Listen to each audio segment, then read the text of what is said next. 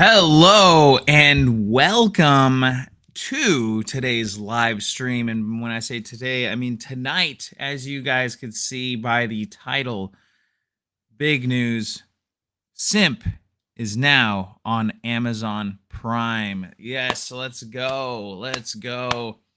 So I just wanted to celebrate. I haven't had a chance. I've been at a film festival over the weekend, and it was an awesome film festival, Sacramento International Film Festival. Shout out to Sacramento International Film Festival. That was pretty cool experience.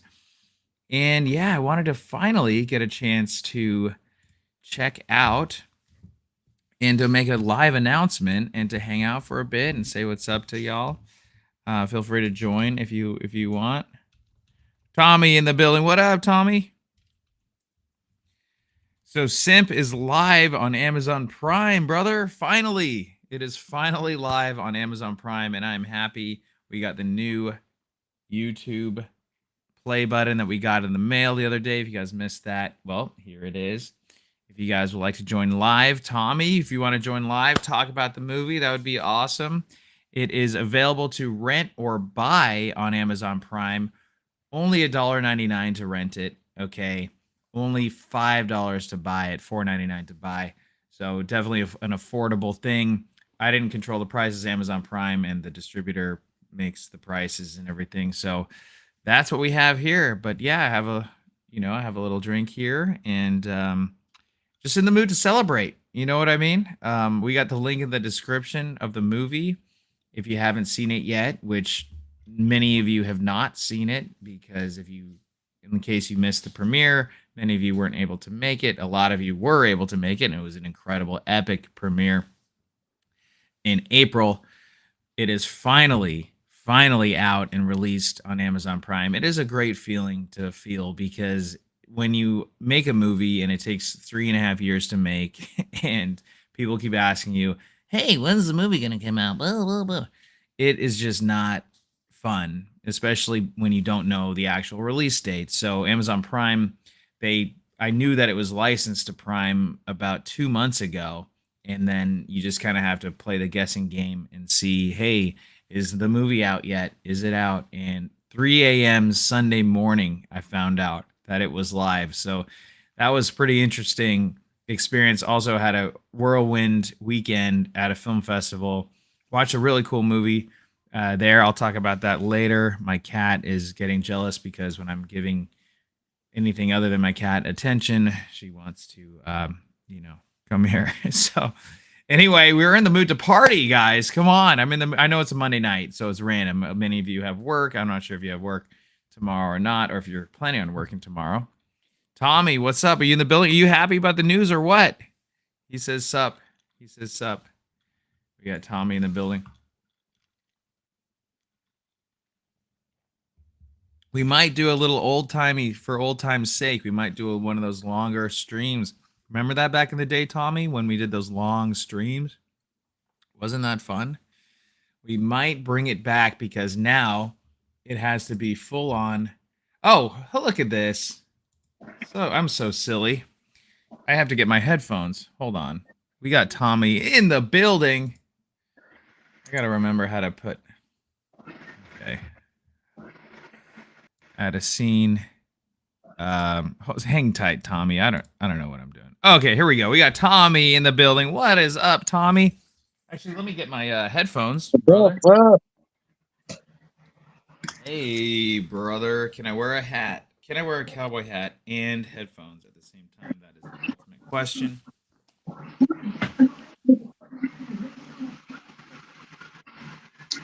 Get my hat.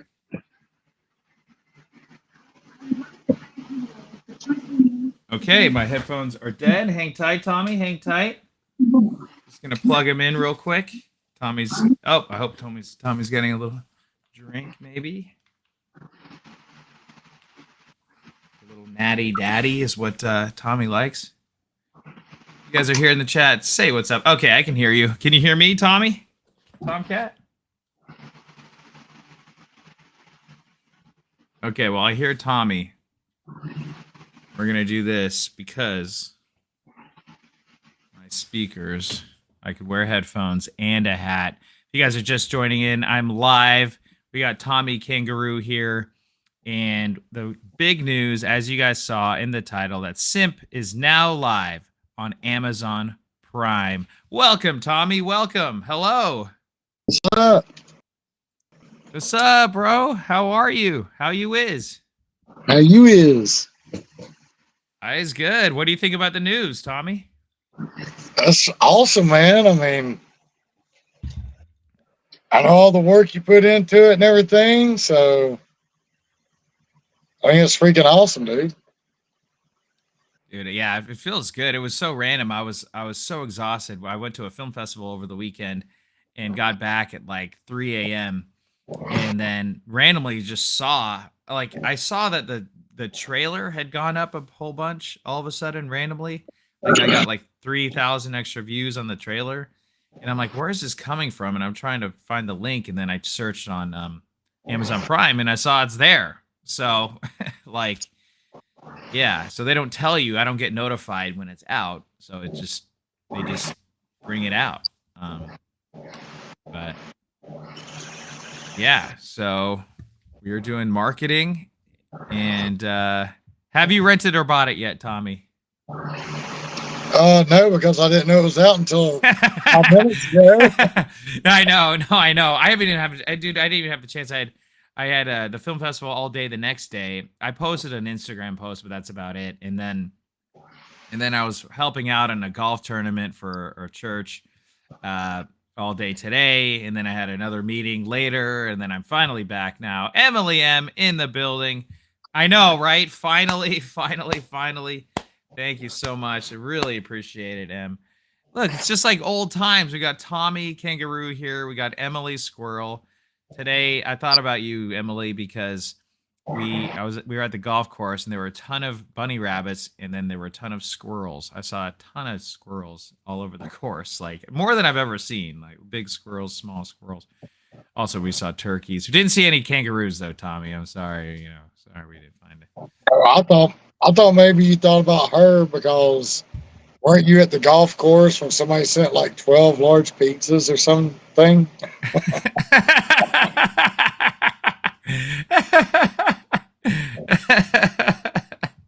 Yeah, that's a crazy story. Em, think you could join? I posted the link. If you could join, that would be epic. If you can come in and say hi. I know you can't always join, but if you can, that would be pretty cool. Just like old times' sake. It feels good to finally get the damn movie out there, because I think, it gets to the point where people are kind of probably thinking like, dude, is this movie gonna actually come out yet or what? I mean, I know we had the premiere and everything, and people knew we had the premiere and had the release, but when people aren't, and also, like, you got to keep the momentum going too, right? Like, because once you kind of lose that momentum, it's hard to build it back. So we're trying to build it back up again, Well, you got other movies come out too, right? Well, not for a while. Cat's excited. Hi, Cat. Wow. Don't mess my suit, Cat. Yeah, well, actually, I have to work on the next movie. I mean, I've got a couple documentaries, small documentaries coming out, and but yeah, nothing that I've written and directed and produced yet, coming out anytime soon. So, I thought Restream 2 was coming out. Well, it's got to be shot and it's got to be shot first, so it probably won't come out for hopefully by next year, most likely. Next year, maybe sooner. I don't know, but chances are. I mean, because these movies always take longer than it. I always thought SiMP would take a year, and it took like 3 years essentially. And yeah, movies take time. So, but hopefully this can open up. Get my foot in the door, more places, perhaps get bigger money. And then it could be a smoother process from start to finish. Yeah, hopefully. I mean, that's awesome, dude. I'm glad somebody picked it up. Well, yeah, it feels good. Yeah, like interestingly enough, it was as soon as I had submitted it to Film Hub, like it took 2 days for Amazon Prime to pick it up, which that's kind of unheard of. I've never gotten that I've never gotten that quick of a license. But of course, that doesn't mean it's released right away. But it means they license it. It means they approve it and everything. They want it to be on their platform, which is a great thing, and something that, you know, a big platform like Amazon Prime is great. And I think for right now, some people would be like, "Oh, well, you have to pay to rent it." It's like, okay, first off, it's only $1.99 to rent. Okay, I think if you can't afford to rent it, then you probably have worse problems than, you know, So handle that. Preferably buy it because it's only $5, $4.99. You could buy it HD. So no, I didn't come up with the prices. They come up with the prices based on everything. I think because it's an indie movie, it'll, you know, it's a bit lower than normal. Like a lot of blockbuster movies come out and they're like $19. And as cool as that would be, I think this is a fair price, like $5 for people. It's not asking for a whole lot. You know, it's like barely a cup of coffee, right? So I think it's something. Which I'm going to do something interesting now. Now that we are live, I'm going to do a little something. I'm going to present. Let me see if I know how to do it. But yeah, what's new with you, Tomcat? Not a whole lot. You know, we got moved. That's right. Oh yeah, that's right. Yeah, we got moved. I can actually feel good to say, hey, I can go outside and cut my grass now. Right?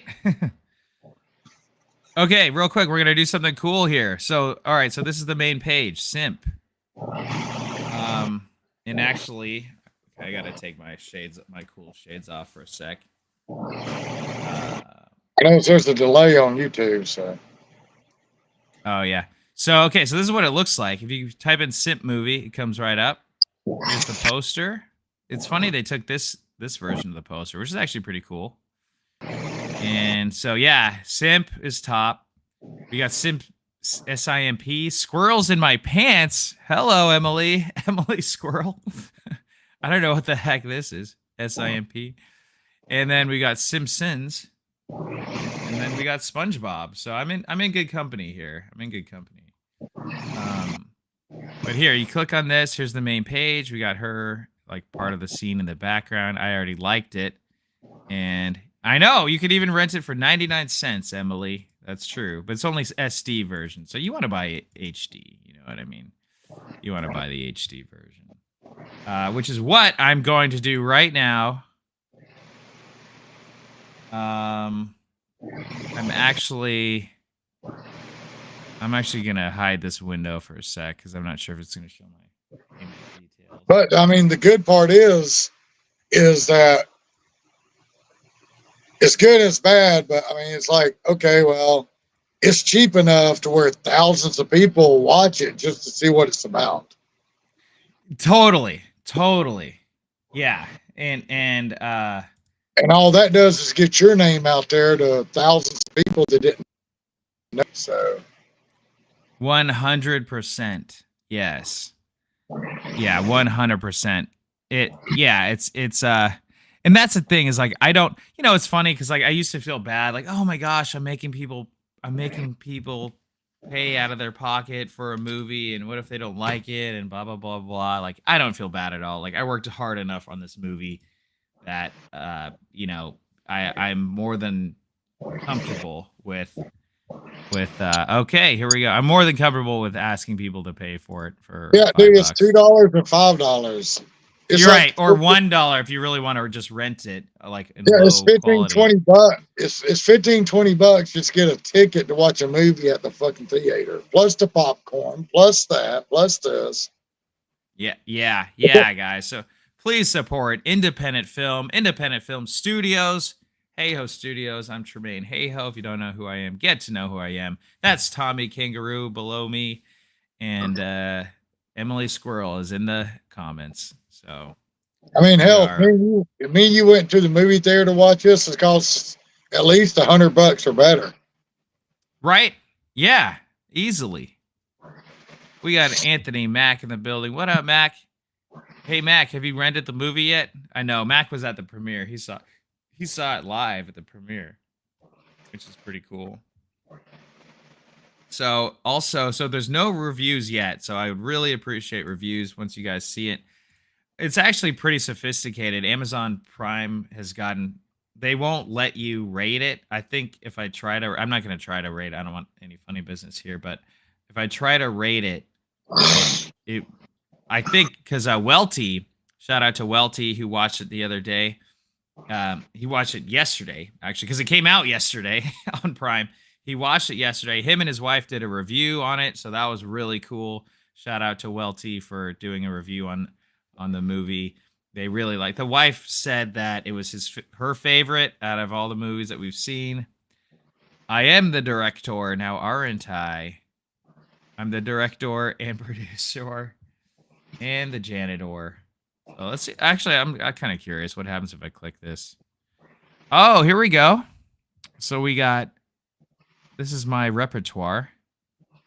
April morning is no, just kidding. These are all things that I've been involved in. Rideshare, of course. SiMP. Here's Cat Town Story. And Heart of the Home. I acted in this movie. If you guys didn't know that, I acted in this film, Heart of the Home. I directed this movie back in the day, Bachelor Party episode 2. And yeah, I guess that's all that we've got for me here. But yeah, Rideshare and SiMP, the two writer director films. But yeah, I'm actually pretty excited. Yeah, I'm pretty excited. I don't know. I'm really excited. Oh, he was? Oh, he was? What was he doing? So you guys are the first, because you guys are here joining. Rucka will be releasing a music video for this film. We shot a music video back in the day. We haven't released it yet. We were waiting for the movie to be out to be released, and he's working on it. So he should be. I'm not sure when he'll be done with it, but that's exciting. So that's another thing to look forward to, because he did make a song. You guys heard it here first. He made a song for the movie. Rucka Rucka Ali, who stars in the film. Shout out Rucka Rucka Ali. He plays the character of John, the estranged boyfriend. And he did well, I thought. I thought he did a really good job. And yeah, he got a lot of good feedback. And he's really excited about it. But I'm excited to see the... oh, we got Welty in the building. What up, Welty? What's up, Welty? How you doing? What up, dude? Thank you so much for your guys' review. You and your wife's review on SiMP was legendary. I really appreciate that. And I like that you lumped a few other movies in there. So it's like, if people had, wanted to watch other movie, hear about other movies, they can. And then I'm lumped in that category too. Oh, he made a short on Instagram. Oh, sweet. Awesome.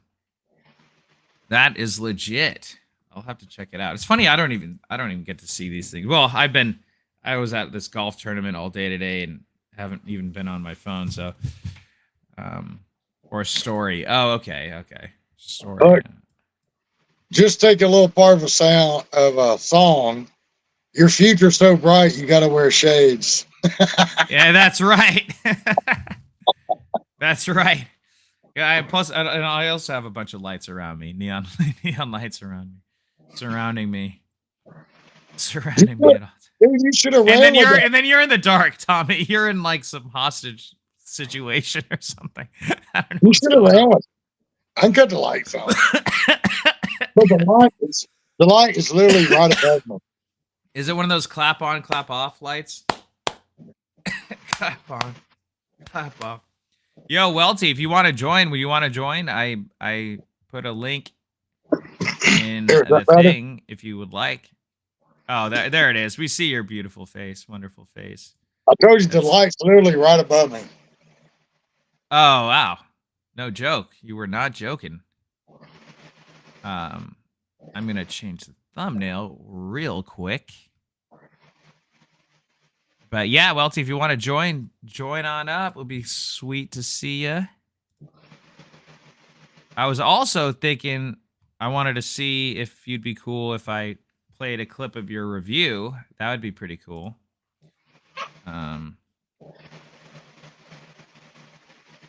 Yeah, you wouldn't know, I don't think, until you knew. You wouldn't know? Okay. I don't know what you'd be saying, Emily. Yeah, I don't know. I just kind of feel kind of some kind of way because if I go live at this late at night, she's never in my lives. Oh yeah. Well, I mean, I don't know what to say to that. I don't know what to say to that. Shame on you, Emily. Shame.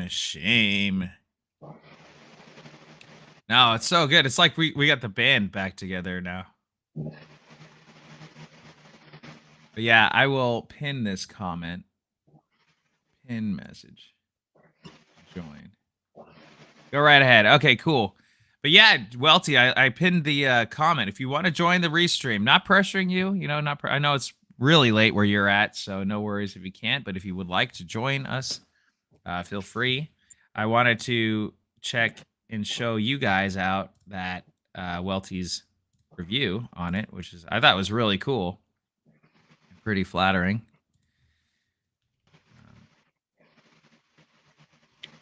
But yeah, we could actually get his. Yeah, my take on this is I think it's freaking awesome because it's not on Tubi. It's actually on a platform that people pay for. So therefore, like I said, how can I say this the proper way? I don't know. The people that you want to see this is going to be watching Amazon Prime. They're going to be on Amazon. They got millions of people. The people that are watching Tubi, they're watching your rideshare, they just want free movies. Yeah. Yep. Yeah. Well, yeah, it is a different audience. So someone that they're willing to pay for it. Maybe a little bit more sophisticated audience, may I say? But not to talk down to Tubi audience, because Tubi's great. I love Tubi. Rideshare has not been licensed to Tubi yet, but I am looking forward to that day because actually Tubi, fun fact, Tubi has almost as many users as Netflix in the US. So it's pretty remarkable. I think it's like 86 million or something like that. 90 million for Netflix, or 80 something for Tubi. So that's huge. I mean, that's a huge platform. So I'm really looking forward to Tubi TV as well.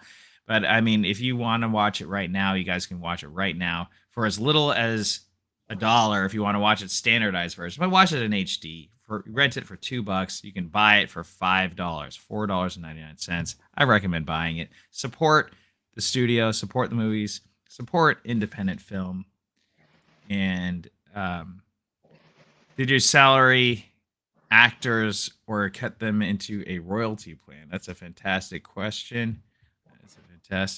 Okay, so we are going to watch Welty's little review here. So don't copyright strike me, okay? Welty, please don't. What's up, Kurt? Please don't. What up, Kurt? How you doing? How you is?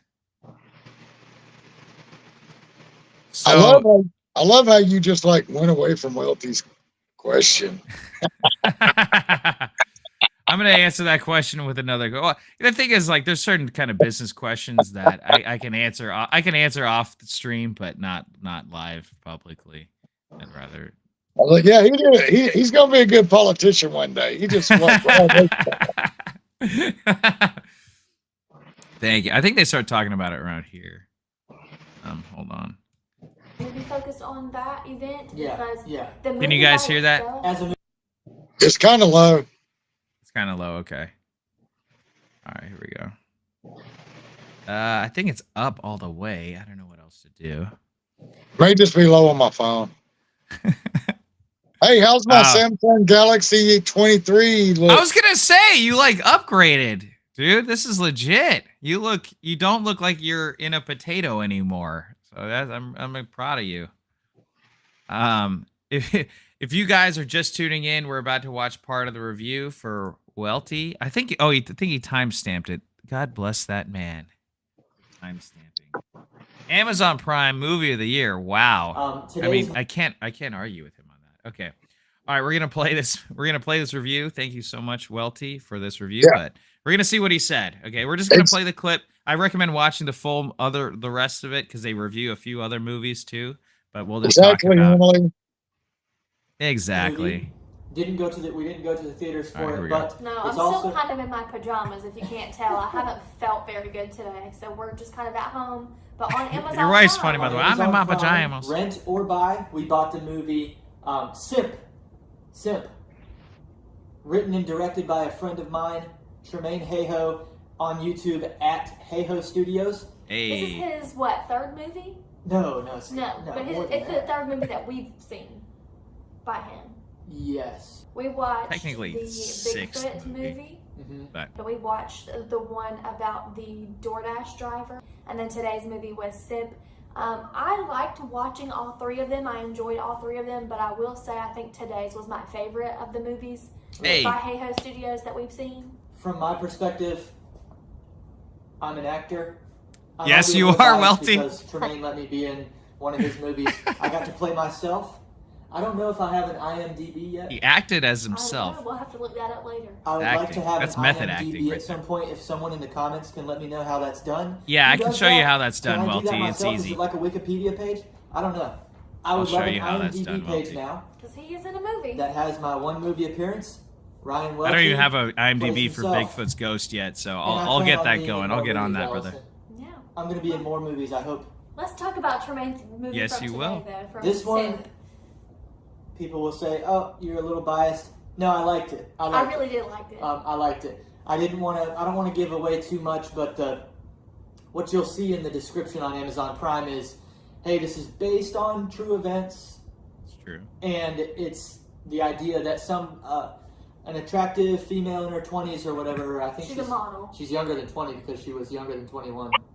She's younger than 20. 20-year-old She's model 20. Yeah, she's goes 20. to a photo shoot, like an obscure photo shoot by Semantics. herself, and is abducted at this fake photo shoot.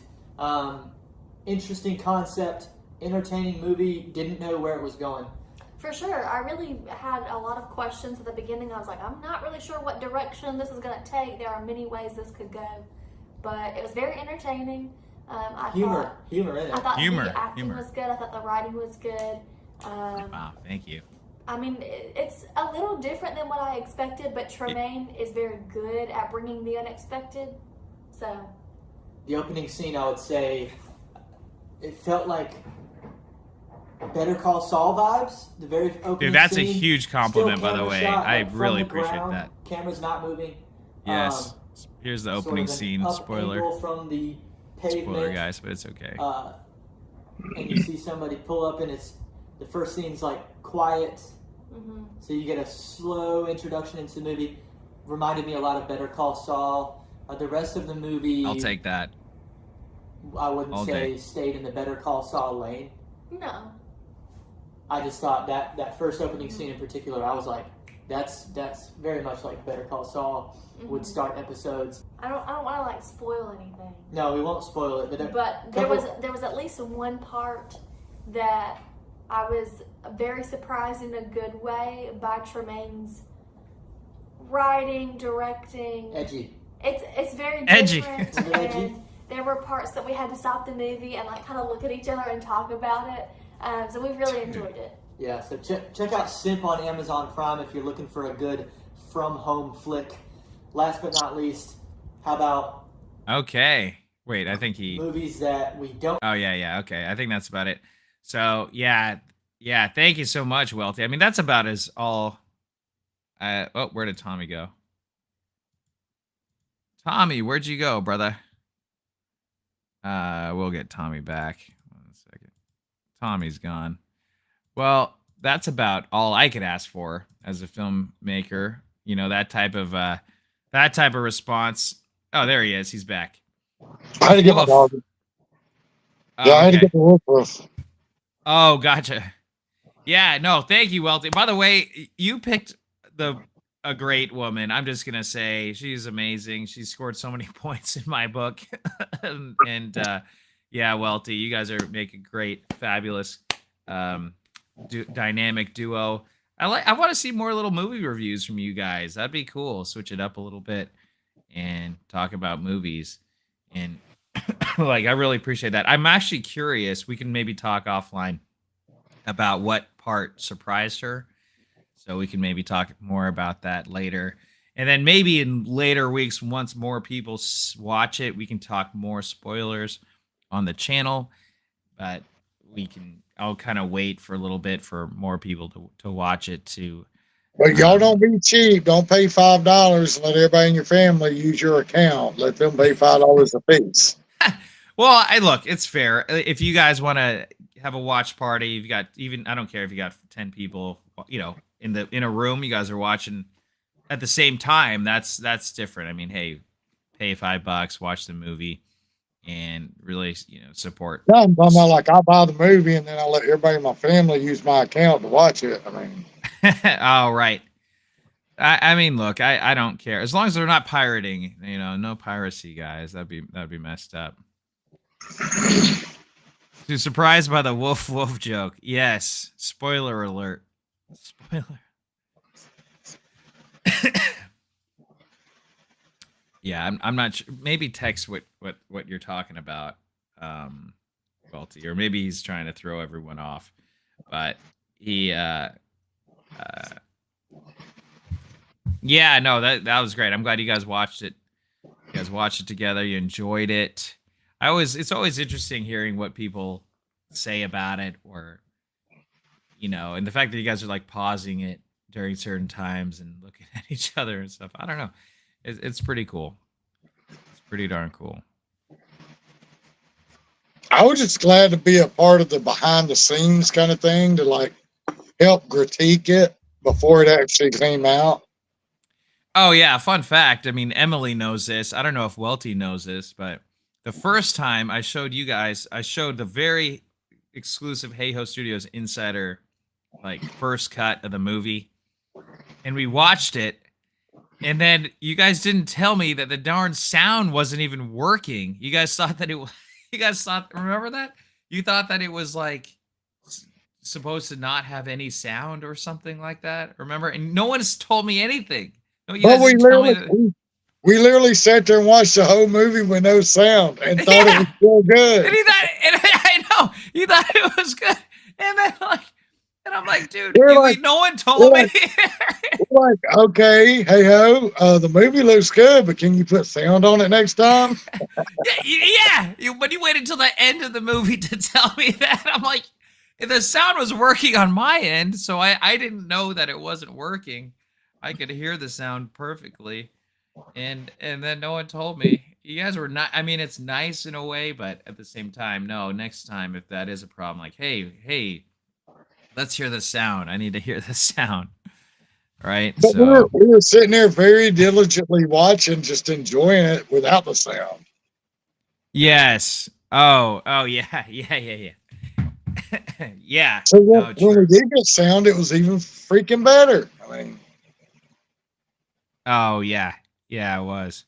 I'm just saying, if you can watch a movie with no sound and enjoy the shit, you're gonna love it with sound. I mean, I'm just saying. Right. Yeah, and then we did a real screening with sound, and you guys liked it a lot. And yeah. No, that's a funny. I know what the scene Welty's talking about now. That's a funny. Yeah, I know what he's talking about now. It's an interesting thing. I got a funny story, but yeah. So I mean, again, like it always takes way longer for movies to come out, and then it almost doesn't even feel real. It doesn't. I was getting so frustrated because it's like I feel so outside of, like I'm not in control of when it comes out. They don't tell me, so it's like when people ask me when's the movie coming out? When's the movie coming out? It's like I don't know. And also with marketing as well, it's hard to put a date on the trailer when you don't have a date and you don't know the date, right? So it's like, how am I supposed to tell people how and where and when to watch it if I don't know? So the goal the goal is to get to. Oh wait, do we got someone in the building? Or no, I think. Oh, we got Welty. Or no, we got someone else here. Random Uber driver. Oh, hey, Joe. Hey, look who's here. Oh What's my up, Joe? goodness me, Joe. Man, this is just like old times. I did. What's up, Joe? What Hey, up, Joe? Tony. Good to see What's you. up, Tony? Are you you Uber doing, driving man? as we speak, or what's going on I here? have a passenger in the back right now. No, I'm just kidding. Oh, okay, I'm like, wow, he's gutsy. You must have had some permission, I hope, before. I know. No, Yeah, I'm just making my way back to the Bay Area, but congratulations, man. That was I've seen the hard work that you've gone through like firsthand, and so it's like it's like making a movie is the extreme version of making a YouTube video. And I've over the years I've seen this as like people think that making a YouTube video is just pulling out your phone and making a video and uploading it. Well, sometimes it is, but what they don't see is all the editing that goes into it and all the retakes and all the reshoots and all. It's like it can be really complicated, but making something look that good is also making it look easy to other people that don't know the work. So that's you put in the work, and so Tremain, yeah, that is awesome. Cheers. Cheers, man. Oh, you got Chick-fil-A. Or what is that? Jack in the Box. Is that- Jack in the Jack Box. in the Box. Yeah. Okay, there we go. Oh yeah, no, remember Welty, I recommend is getting him in. Remember when he did the ice bucket challenge? Joe did an ice bucket challenge. That was awesome. That was great, man. Yeah. Next time, Yeah. 10K. We're gonna go. Yeah, 10K. 10K. Yeah, we'll go for 10K next time. Yeah, Joe, did you say that your passenger was in the trunk or in the back seat? Passenger, they're in the trunk by the subwoofer. Yeah. Oh yeah, you just gotta blast him. As long as those zip ties hold. What's the tensile strength? We don't hear them beating in the background, Yeah. No, officer, that's not someone in my trunk. That's my subwoofer. That's my wife. I mean, my subwoofer. Yeah. That's not. We need to make sure it's not Tony shooting somebody. Yeah, right. Thank you, Welty. It is hard as hell, but I mean, the more you do it, the better you kind of get. But yeah, I mean, I always, you never know too how people are gonna respond. Like, I think it's good. I like the movie, but like you don't know, right? Because and so Joe, you watched it. Is this true? You rented it, watched it last night? Yeah. My brother watched it with my brother, and he enjoyed it.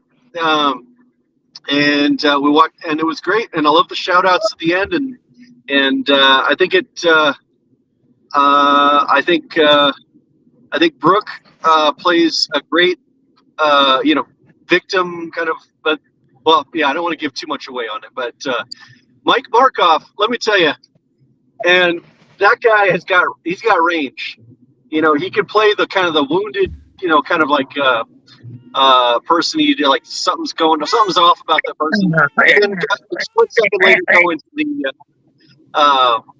to kind of the villain area. So anyways, yeah, Mike's awesome. Oh yeah, he can do that. He can do the so the lead actor's name's in real life too, actually. So, he can be scary in real life. Yeah. Mike, it's just true. Sorry if you're watching this, it's just true. Actually, by the way, congratulations to Mike, because I think he's getting married, like either today or just got married or is about to get married. So shout out to the lead actor, Mike Markoff. That's cool. Yeah. I can answer this question, even though it's confidential. I'll let you guys know. Yes, it was 100% shot in California. Yeah, 100% shot in California. I guess technically there were a couple clips that weren't. So, yeah, I don't know where those clips were filmed. I gave it too much away. No, you got some no. Yeah. Oh, yeah, dude. The cabin location was so difficult to find, but I finally found it, and it was really a blessing to find. And I can't give away where it is. I can't. They don't want, you know, they want to keep it private, right? But I'm just you know, glad that the fires didn't get it, because you know when y'all were doing that, them fires are right there at y'all. Yeah, while we were filming there, fun fact, the second day we got a knock on the door, or actually the first day we got a knock on the door, like, you know, and like, oh my god, we get, you know, knock on the cabin door like an M. Night Shyamalan film, and so we get, you know, I answer it, and there's a guy, Bear, who he owns the place, and he's like, hey guys, I just want you to know, don't worry about the fires. I'm like, what? I'm like, what? I wasn't worried about the fires. He's like, you know, don't worry about the fires. Like, at least you at least see a lot of smoke, but that's about it. It'll just get smoky. I'm like, okay. Like, I wasn't worried about the fires, but now I am worried about the fires. But yeah, he's like, oh no, it's down on the other side of the freeway. I'm like, okay. So after the first day, so the second day, the second morning, I wake up, and it smells like a campfire out there. And like my anxiety goes up, because there's one street going in this town, one street going out. Like there's not multiple exits. There's only one way to go in, only one way to go out. And super scary. So like my heart was beating out my chest, and I looked at it, and we were far enough out of the fires. But luckily, it adds to some really cool ambiance to the film. And we ended up shooting the final scene on the second day of filming, because that's when Todd, shout out to Todd, that's when it was only one of the days that he could film, because it was the Tuesday before the Saturday where he was getting married. And I had Todd wearing this like creeper goatee. He was growing the goatee for the movie, and he looked completely different from how he normally looks. But it ended up being like a Tim Burton movie, you know, with all the fog and the ambience. Except we didn't have to rent a huge fog machine. We didn't have to, you know, have all these things. And no, you made it work. You definitely made it work. And I mean, and imagine that, people. I mean, like you have your actors there. You have the location. It's all set up, and it's like with filmmaking, it's like an episode of MacGyver. You know, you can't let anything stop you on that stuff. You just gotta make the best product you can. That's what you did. It's like an episode of Dr. Quinn, Medicine Woman.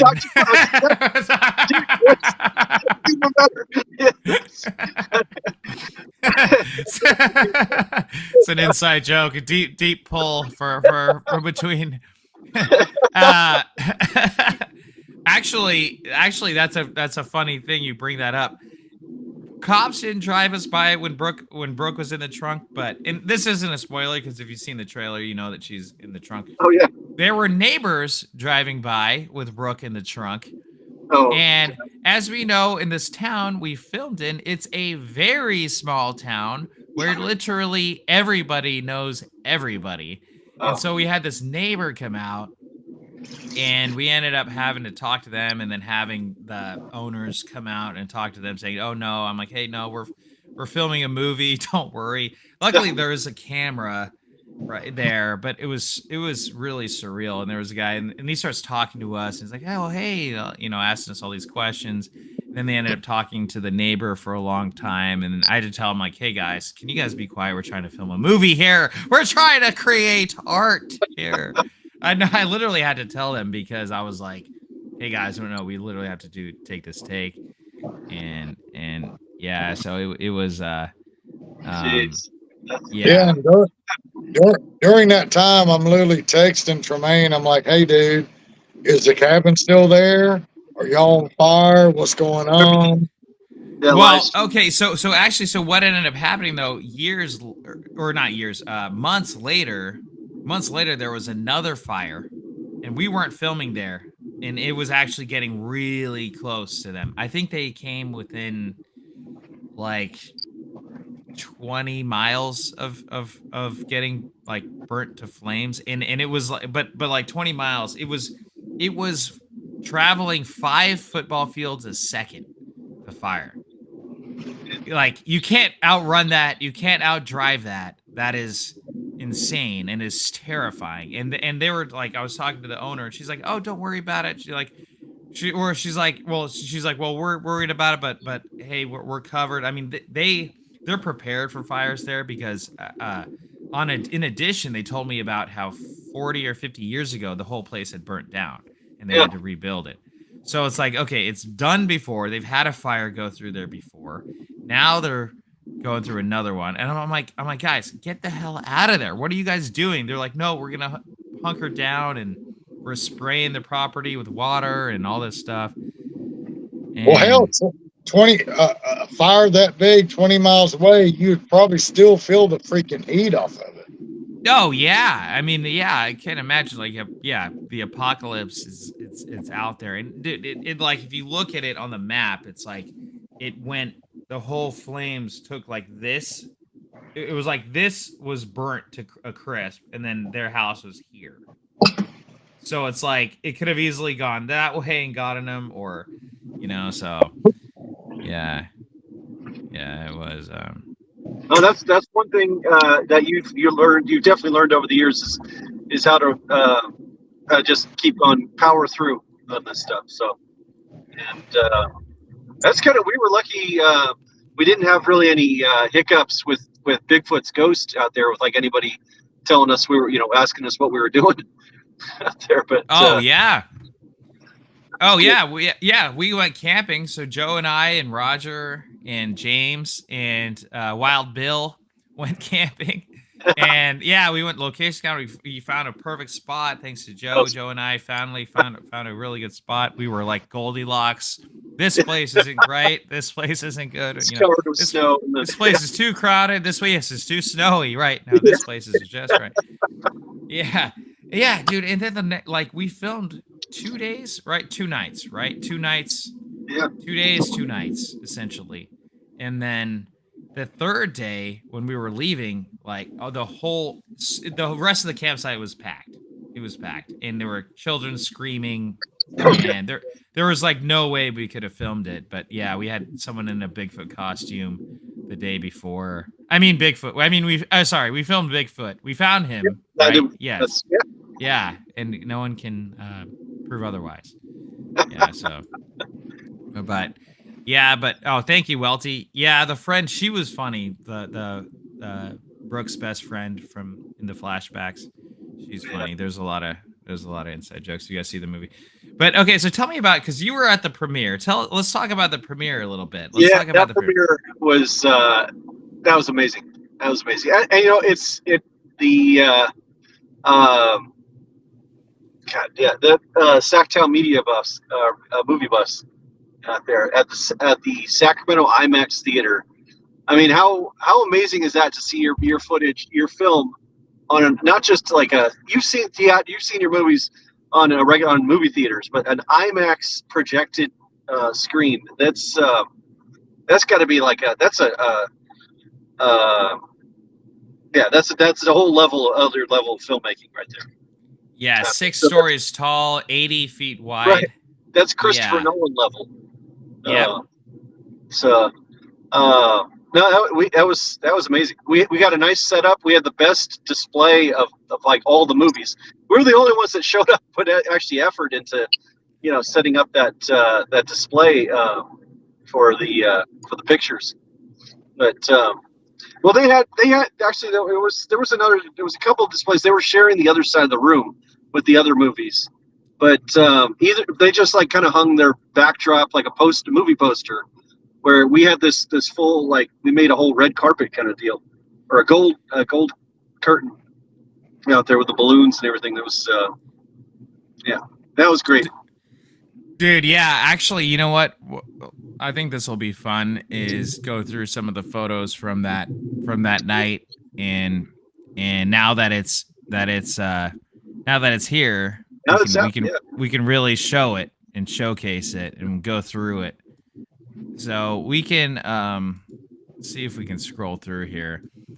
Yeah, so I think to give people an idea of it, and like that's the thing, is like for me, I had to kind of convince the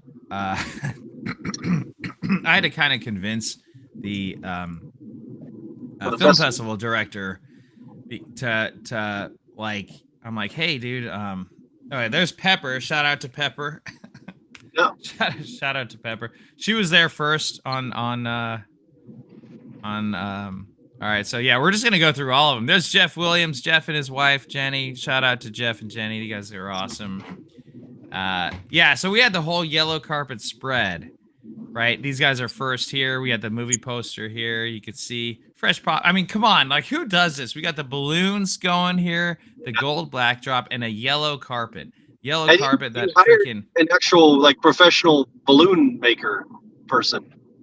Was it? There was a yeah. Shout out to Balloon Arts Creations, and let me make sure I get it right. And yeah, Linda, she's incredible. She's like amazing to work with, an incredible. Yeah, Balloon Art Celebrations. She does amazing things. Like she literally does. If you guys go to balloon_arts_celebrations on Instagram, hire her. She's in the greater. That's a good question, Yulte. Better filmmaking strategy. Coming up with characters, giving them a story, or coming up with a story and giving. Yeah, that is a good question. Anyway, so coming up next, we got. no, I'm just kidding. I'll actually answer this question. You know, it's a combination of both. To be honest, it's a combination of both. Yeah. So we had. Oh yeah, there's I think that's Erin Long. Yeah, and she's the Film Tahoe people. I don't know if they stuck around for SiMP because I didn't talk to them afterwards. There's Grace Lee. She's a actress. She's really super nice actress. There's Kelly and her friend. I forget her name. There's Hey, there you are, Anthony. What up? Anthony Mack right here. The Mac Daddy showed up on the yellow carpet. He's playing his NBA 2K2, playing with the Kings. He's a big Kings fan, like the Beam baby. Yeah, Anthony showed out here. We got Henry and his fam here. That was awesome. We got Carlos and the wifey. Oh, shout out to these guys. So Welty. So you know the flashback scenes? It was shot at their bar here. These two own the bar. Shout out to Fair Oaks Brew Pub in Fair Oaks, California. If you guys are ever in Fair Oaks, go to the Fair Oaks Brew Pub. You can go to the location of the film. It's Grant Gary. Yeah, Gary. No, Grant. No, it's Grant and his wife. Way. Sorry, I get confused. But yeah, they're great people. Amazing people. Let us film there. Really great people. This is Carlos's granddaughter. She's an actress. She was in this really cool Cesar Chavez play, and she's really talented. There's Kevin and Wendy. Shout out to Kevin and Wendy.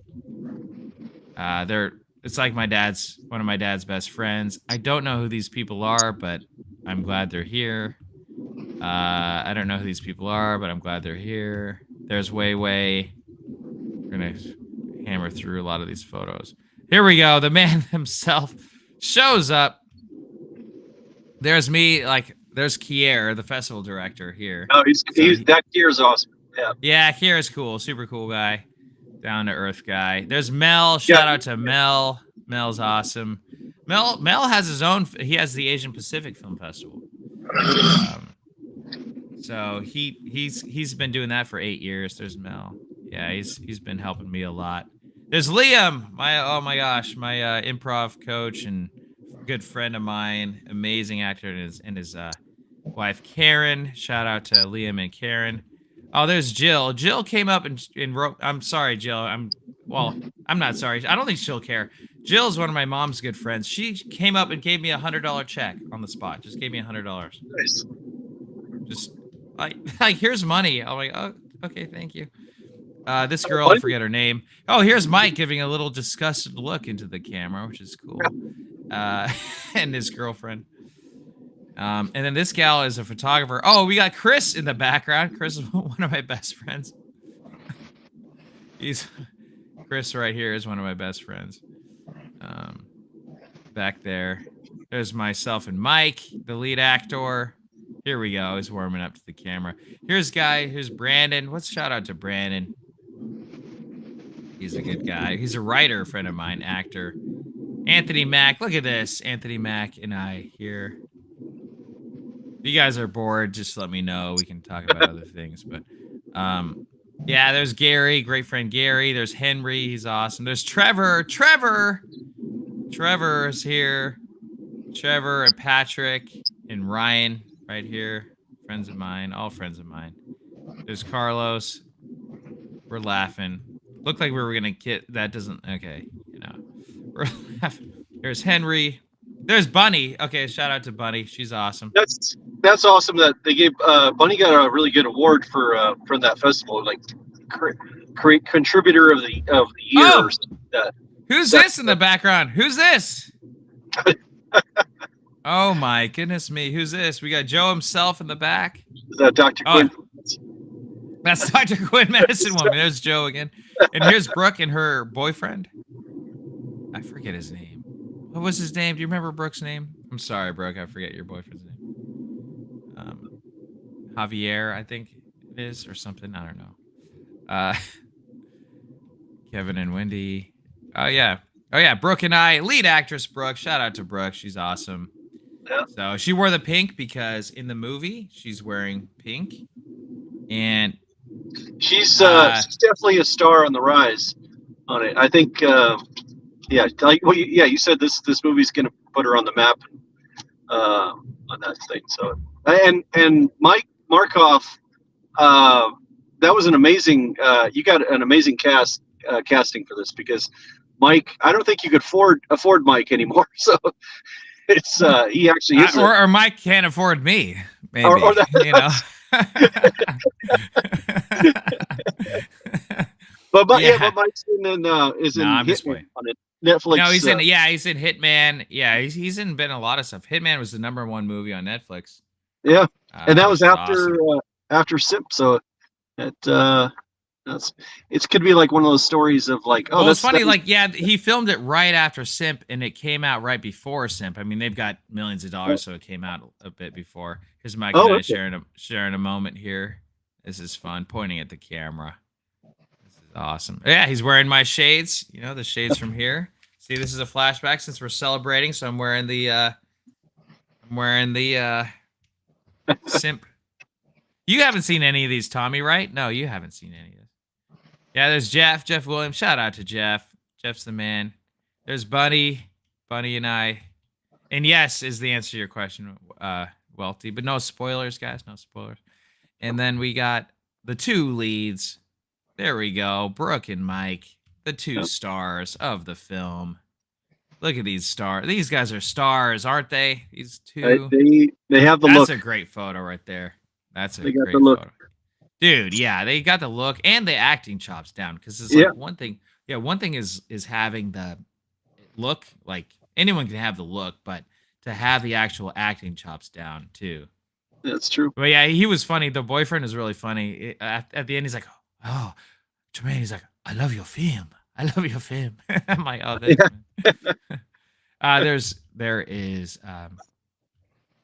There is Mike and his now wifey. Look at that, Catherine Cozumel, which is an amazing. I think they were thinking of getting married in Santa Cruz or something like that, and I think they moved out of they flew out of the country. I think they're in Italy or something. Oh, okay, yeah. Yeah, so we'll keep powering through here. There's Brooke, the lovely Brooke. I mean, come on, Brooke. Shout out to Brooke. Look at this, that lovely dress, amazing dress. She showed out on the yellow carpet.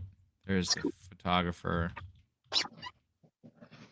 I don't know who that is, but they were random, so it's good. It's good to have some randoms, not just all people that we know. We got some random people that showed up. You got some good interviews on the other fellow filmmakers that released the short films. There's a ton of short films on that short film day.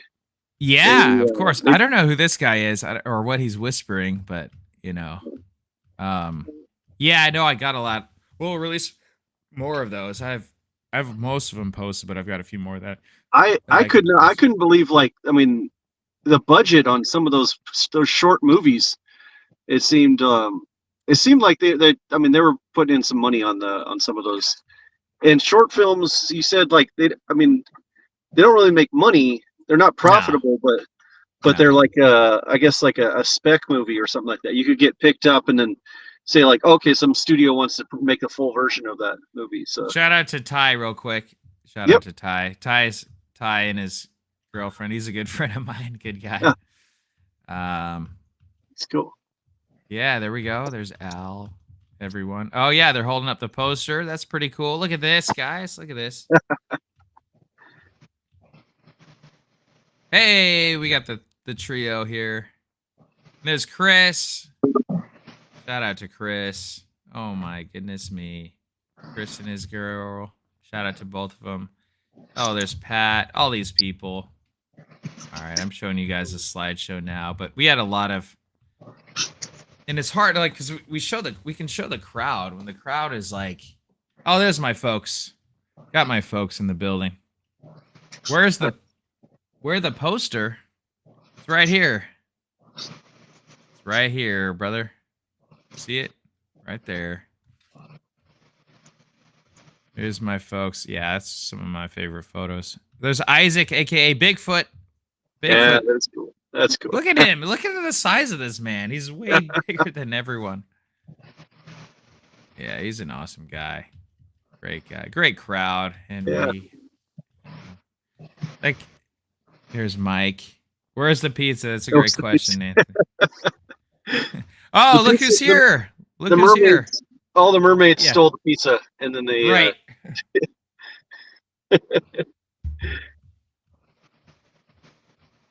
Look at this. Who's there? Who is this? Oh, Joe. Who is that? I actually can't see your screen. So. Oh, you can't? Yeah. Oh, really? Can you see it? I'm improv. I can only see my own camera and then the chat on this. Oh, okay. It's you. It's you. It is. Oh, okay. There's Joe. Joe in the SiMP costume. Can you see it, Tommy? That was fun. Yeah. I wish I had done more of that. Run around. I tried to do that. I was gonna do that was Joe. I was gonna do that on the mixer. Remember, like the first night, the pre-festival mixer. And so I got all dressed up in that, and then I realized, like, oh shoot, I'm the only one in costume here, and maybe it felt like I just walked into like an Applebee's in that costume, holding the camera, and I was like, all right, I'm not getting the reaction but yeah, you had this whole grandiose plan, and it didn't really pan out, brother. Of course, Joe would be over in costume. I could just see that. I know. He was trying to prank people, but it didn't really. Oh, here we go. We got James here who plays Ned the Magic Man. And we got Jeff. Shout out to Jeff. Jeff was the sound guy. So he ran sound and also a gaffer. So he helped set up lights. Nice. Mario and Bunny and yeah, they were having. Oh, I like this photo. That's a great photo. What he said was Bunny the bartender. Okay, we're not gonna give any spoilers, okay? Yeah. And I answered that question already, Tommy. I'm not getting to talk between y'all two, so I'm trying to get it working. All right, no Tommy, spoilers though. You can talk, just don't give away spoilers. Speaking of IMDb's though, Tommy, you qualify for an IMDb for the Bigfoot's Ghost out there. So it was I think there was some talk about dude, IMDb. yeah, I need to set up the IMDb. We're gonna get Welty on IMDb. Yeah. We're gonna get all of us. Yeah, I haven't even set up the Bigfoot's Ghost for IMDb, so I'll get on that, guys. Oh. Yeah, it's myself and Kiera, the festival director. He was working really hard that weekend. Yeah, he was. Yeah, working really hard in the lobby. What are you talking about, Joe? We don't know what he's talking about. No one knows what he's talking about. Oh, yeah, cheers. Okay, there's Scott. He's a awesome guy. Shout out to Scott and Stockman's Club. Shout out to Stockman's Club. There's me getting interviewed by Bunny on the yellow carpet. Soon we'll be getting to the. Yeah, there were a lot of photos of me here. We're gonna keep going.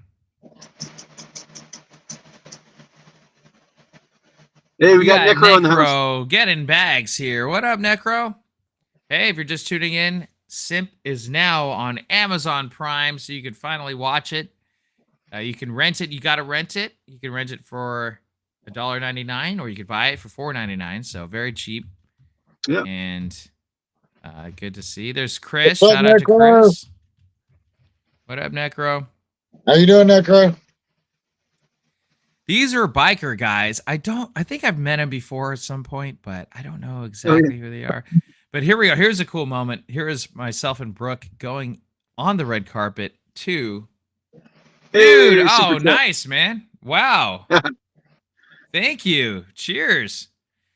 I just got a super chatted $1.99, which is the same price of the movie on Amazon Prime, guys. Thank you so much, Necro. Thank you so much, brother.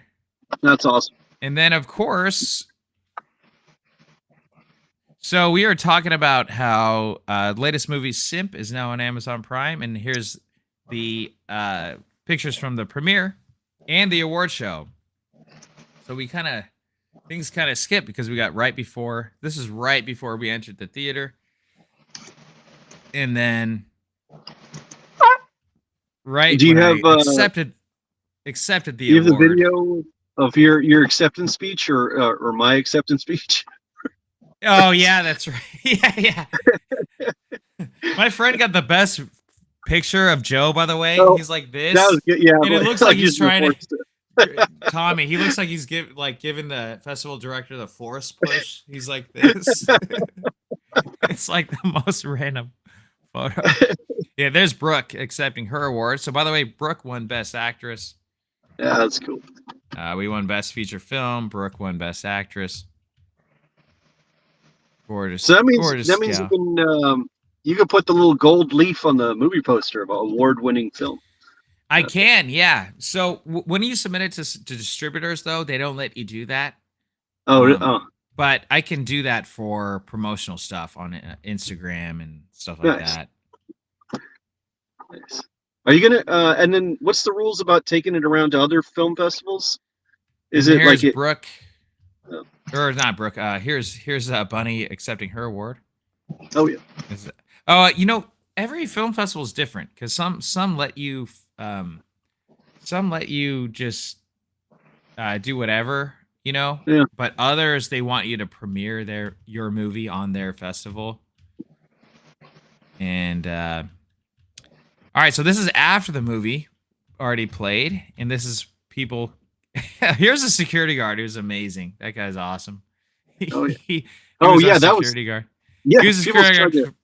People were trying to use him to steal him away, but I know. I'm like, hey guys, I'm paying him. It's private security. Right. Yeah, you guys aren't. So Brooke had a lot of people going up to her, asking her, talking to her about her part and her role. Rightly cool. So. These are blondes having all the fun, you guys. Come on, blondes having all the fun, winning the awards. Bunny won an award, and Brooke won Best Actress. So that was cool. And then I don't know who this guy is. I think he's like a John Carpenter type. And here's Robert Parham. So I didn't win Best Director, but it's okay. Robert Parham. Shout out to Robert Parham. He won Best Director, and we won Best Feature. So I'll accept Best Feature. Yeah. Best Actress here. Boom, boom, boom. Shout out to Madhouse Media for getting all the photos. So yeah, that was the premiere. Got to meet some really amazing people. One guy I was talking to was Rick Camp, who's he's been in a bunch of movies as like a kind of background character, but his sister was the maid in the movie Clue, and then her career goes back. She was in Apocalypse Now. What? Wait a second. Wait, what? Yeah, I was talking to Rick. You didn't introduce me? I think you talked to him a little earlier. He was at the Mermaid Bar. His sister was the French maid in French Clue. maid in Clue. Oh yeah. My gosh! You mean the love of my life? no, no, I've seen that movie dozens of times, and it's like that. Oh, Tommy gone. Yeah. Oh, look who we got here. We got someone else here. Hold on. We got Chris Wallace in the building. What up, Chris? Hey, Chris. How you doing? Hey, how you doing? Hey, did you see yourself in the slideshow? I just caught that. Yeah, I was like, wow, okay, there I am. Right? Yeah, I caught your. No, I was there when I saw your. When I saw SiMP there at the premiere. It was a darn good show. Thank you. Yeah. I appreciate that. Wait, I'm wrong ticker thing. Oh, awesome, man. Yeah, dude. Yeah, it was great to have you there. Mm-hmm. And yeah, so SiMP is now on Amazon Prime. I know. Congratulations, man. Thank you so much. Good job. Thank you so much. Yeah. Hello, Chris. Hey, how you doing? Good meeting you. Chris, this is Tommy, Chris. And then How you Joe, doing, Chris? did you meet Chris? I must have met him. Was it the premiere? Or? Yeah, I was there. Yep. I was there, but I actually had one of the short. I had a short in there too. So, Oh, nice. yeah, I was there both days. Which short was it? He has a ghost hunting movie too, kind of like our movie, Bigfoot's Ghost. Yeah. Yeah. Sorry. You tell him, Chris. No. You said it was a movie called The Ghost Hunt, and it was one of the shorts from Saturday. Did pretty good, actually. Nice. That's cool. Look at that! Wow, he got an award. Hey, look! I got one too. Here we go. Look, put it up. Yes, look at this, guys. Congratulations. Let's do an award. Cheers. Yeah. Tap the camera with your award. Well, I'm on my iPhone. Okay, or not. It's fine. It's okay. Or your iPhone. Tap it.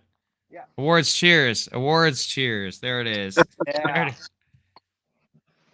There it is. They had a lot of great short movies, and I'm like, well, okay, I'm just gonna play, and I'm not gonna lie, it's pretty freaking cool to see a film that you made up on that IMAX screen. Oh yeah. There's nothing like it. Oh, big time. Big time. It's one thing to make a film, let alone, okay, fine, it's a short film, whatever. But and then later on the IMAX, I was losing sleep. I'm thinking this is a stupid little 1080 little P.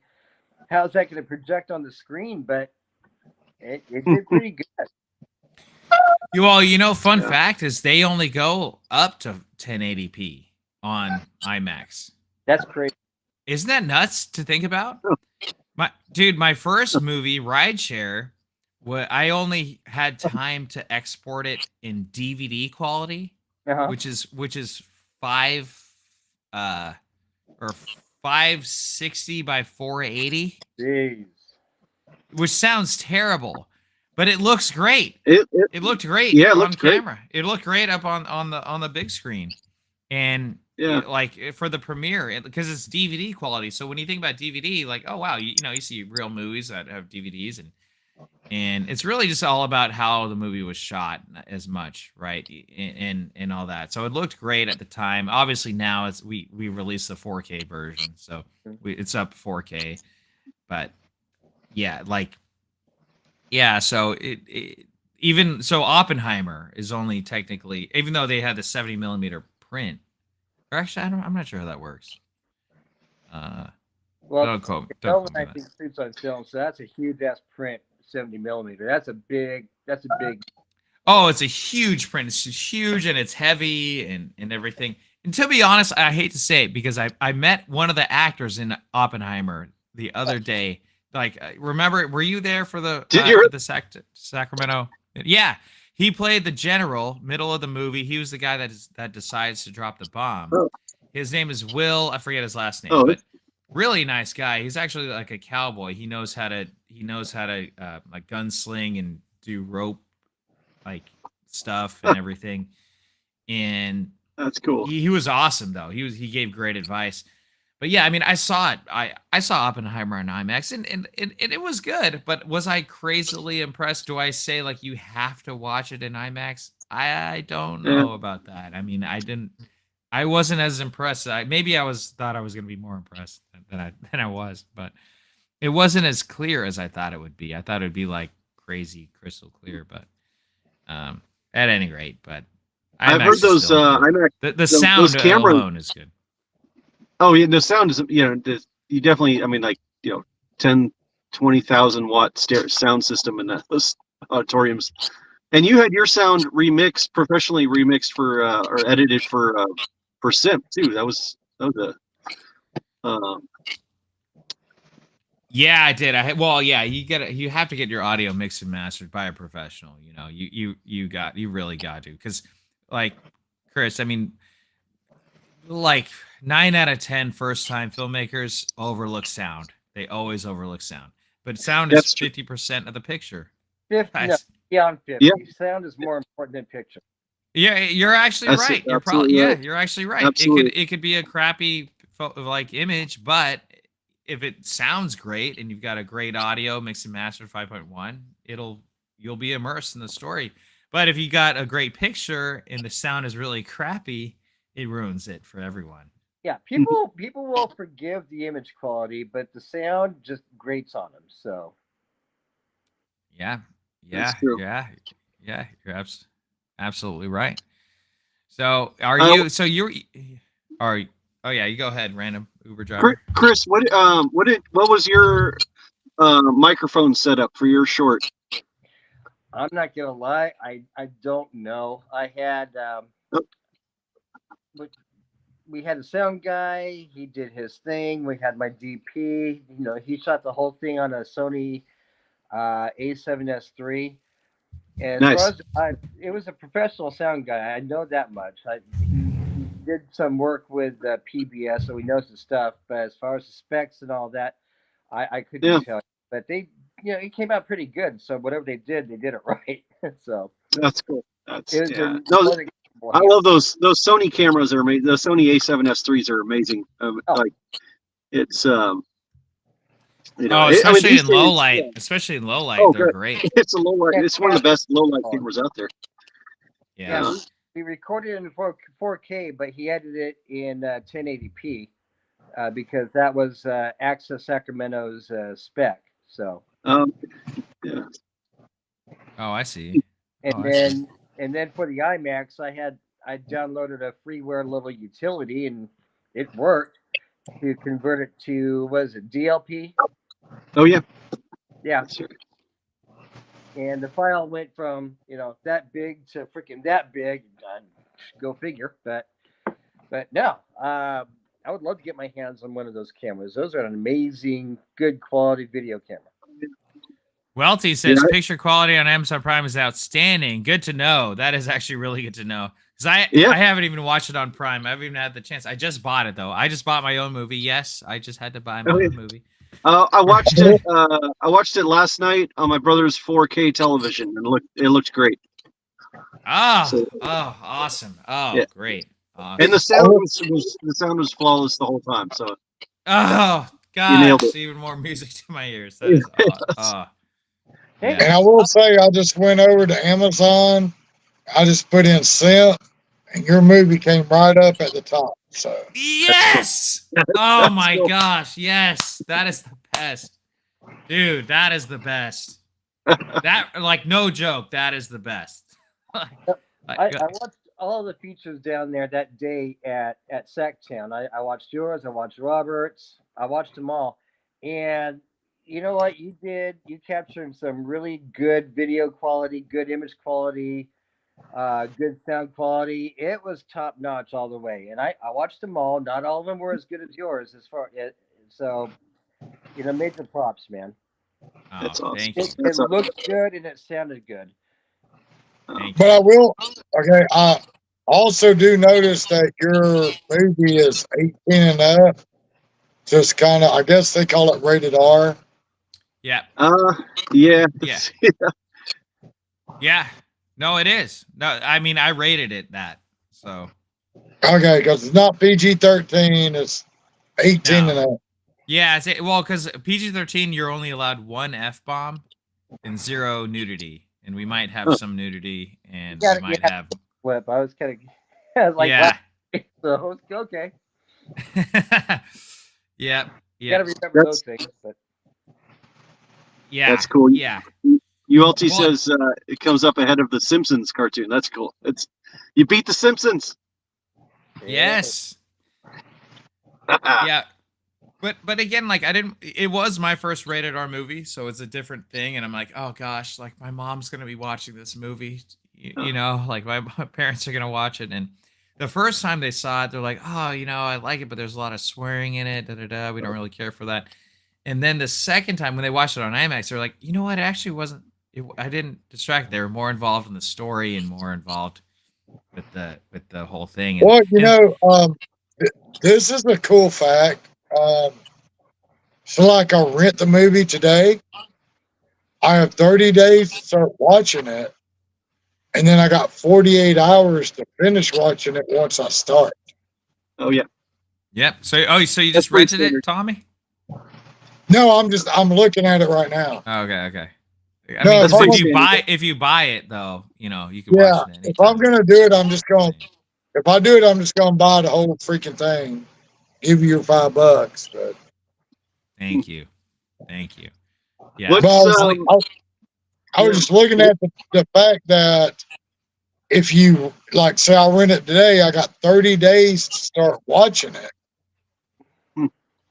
Yeah. and then when I do watch it within that 30 days, I got 48 hours to finish watching it. Dude, isn't that cool? Isn't that a lot better than having to bring it back to Blockbuster or Hollywood Video? Like once you get it, because the thing is, you rent a movie, and then sometimes you guys ever rented the movie back in the day, and then all of a sudden, for whatever reason, that night you couldn't watch it. So you're like, oh, I'll watch it tomorrow, and then you're like, oh, and then tomorrow comes, and it's like, oh, you can't watch the movie, and then it's like, oh, you only have 3 days or 2-day rental, new release, 3 days, 3 to 5 days, and older. Then you end up not watching. Then you get the late fees and stuff, and it's like, oh my gosh, it's just a mess. the racket. Yeah. Yeah. Well, But now it's like you. Well, it's just like the Red Box, which is pretty much I gone was gonna away. say, yeah, Redbox- Redbox declared bankruptcy like last month. Redbox is gone. Yeah, Red That's the Box. I last can't. of it. Yeah, I was trying to go fucking. I actually ended up buying. I found a Red Box that was open, and Oh. I just paid $5 to. We've never seen the movie, but I just paid $5. Barbie? You own Barbie now? I own Barbie for $5. All right, I'm kicking you off the stream right now. You're gone. You're gone. Bye, Tommy. She's Greta No, Gerwig, I'm she's just a kidding. Sacramento filmmaker. You just got demoted. You just got demoted. I own Barbie from Redbox. Tremain and Greta Gerwig have a beef. I'm trying to hurt Yeah. my phone. Come on. Look, She's jealous of me. I bought that shit for my wife like 2 months ago, and she still ain't watched it. Right? Tommy, 30 days is enough to watch one movie. Yeah. No, I know. But why did you buy Barbie? I don't even want to know at this point. I mean, She geez. wanted to watch it. She wanted to watch the movie. Okay. Speaking of wanting to watch a movie, I'll be right back because I have to use the restroom. That actually has nothing to do with that. So, but talk amongst yourselves. Talk amongst yourself. Okay. Yeah. She said No, it's that's too bad that, like, I mean, physical media is kind of phased out. Like nobody collects or they don't make DVDs anymore. Yeah. Although It's a crime too, because what frustrates me is, let's say you go and you purchase this digital form online. Who's to say in a couple of years they won't pull it from the hard drive? Doesn't matter if you purchased it or not. that's right. And they'll make the argument, well, you don't actually own it. Yeah, bull crap. I mean, Right. so no, That's right. digital, I go into like the cave or wherever, and I'll see if I can't find something, hopefully without scratches, find it cheap and go home and stockpile it, Yeah. No, that's owning the physical media. I mean, that goes back to like VHS tapes, the movie industry, I think, was against VCRs at the time. They were trying to kill VCRs back in the late, early '80s. But that's yeah, they finally won that. I guess the public kind of moved on streaming. They sold them on the streaming thing. But you're absolutely right. Yeah, like that. They're selling you access to the movie, and they're not selling you. You don't have the actual movie on it. Well, it's that same licensing bull crap, like Right. with software, for example. Just because you paid for it, even though you might pay, depending on the program application, you might pay several $1,000s for it. You still don't own it. Right. Yeah, bull crap. And this is why more and more people are going like freeware and stuff like that, finding different options. Microsoft doing that with their Office, and so someone hijacked and made Open Office, and Yeah. And also for the filmmaker, like that was a nice extra bit of revenue after you got the theater release, and then you got the rental release and the DVD release, and it was like a second influx of cash to make a movie profitable. But now you don't even have a theater. Like it's all, it's got to do really good as soon as it gets out on streaming on it. But what's frustrating me is the theaters. It's not the theaters and the studios.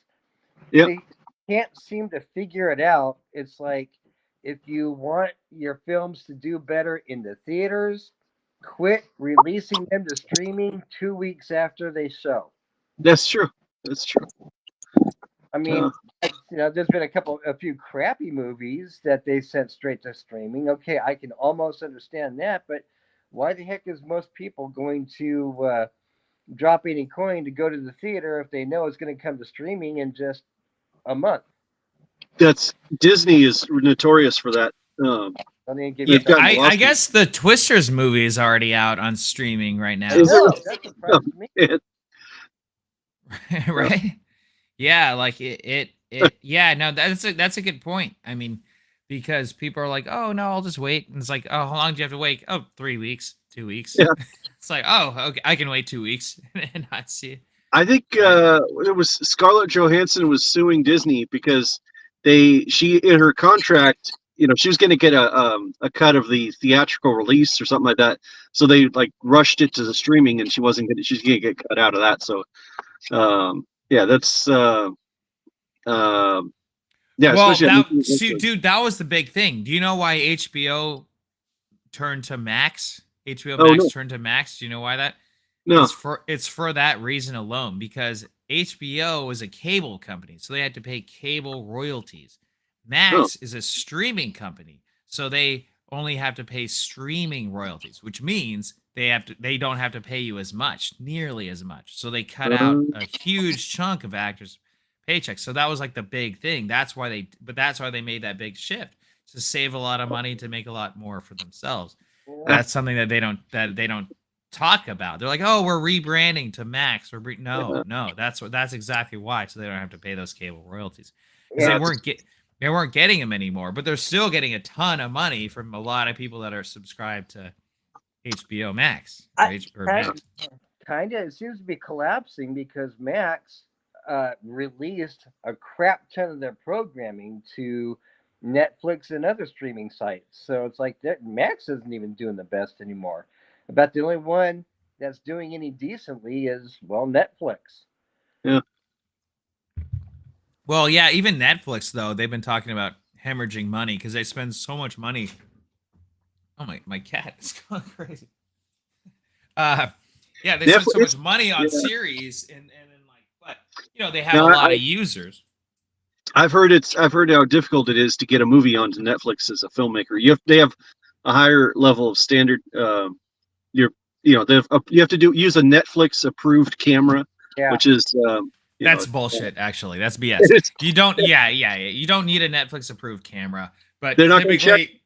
No, they don't check. They're not going to check. They're not going to care. They don't. You can tell. You can just tell them it's a Netflix approved camera. They're not going to check. There'd be no way of them actually. I figured that. Yeah, I mean that's BS, dude. That's a complete BS. That's a fallacy. Yeah. So it it's what it actually is typically you need a star, and it typically does need to be higher budget now. It used to be back in the day, Netflix would take mini movies and they would pay. It was the biggest thing. A man from my church who actually was one of the broadcasters on KCRA3, I believe. He made a movie called Bloodthirst: Legend of the Chupacabra. And shout out to Jonathan Mom. He was an amazing guy and an inspiration. His movie got picked up by Netflix back in the day, right? Now, would that get and I saw that in the video store. I'm like, oh my gosh, someone that I know has a movie in the video store. Like, that was so cool. And we went to the premiere. My brother's band actually played the theme song for the end credits. And it was like a really cool turnout, really fun. And yeah, so it was really inspiring. But now today, if that movie were to come out, would Netflix pick it up? No, pretty much no chance. No, Tubi would probably. Tubi would. Yeah, And we were talking about this earlier. Tubi TV, in fact, is gaining on Netflix. They almost have just as many subscribers as Netflix do. It does. Free. And because Tubi's free, exactly. Tubi's free. Anyone can watch it. And the ads aren't intrusive either. There's like a couple ads. You see a couple ads in the beginning, which is cool. You start a movie. Oh, wait a second. I got to grab my popcorn. I got to grab a drink. I got to do this. Got to do that. So people don't care. And like, I don't care if I watch a movie on Tubi. Like Matrix series was on Tubi. It's like, okay, I'll watch the movies. And there's a lot of big movies on Tubi. But that's Fox, a lot of new movies too. Fox owns Tubi, which Disney owns Fox. Oh, right.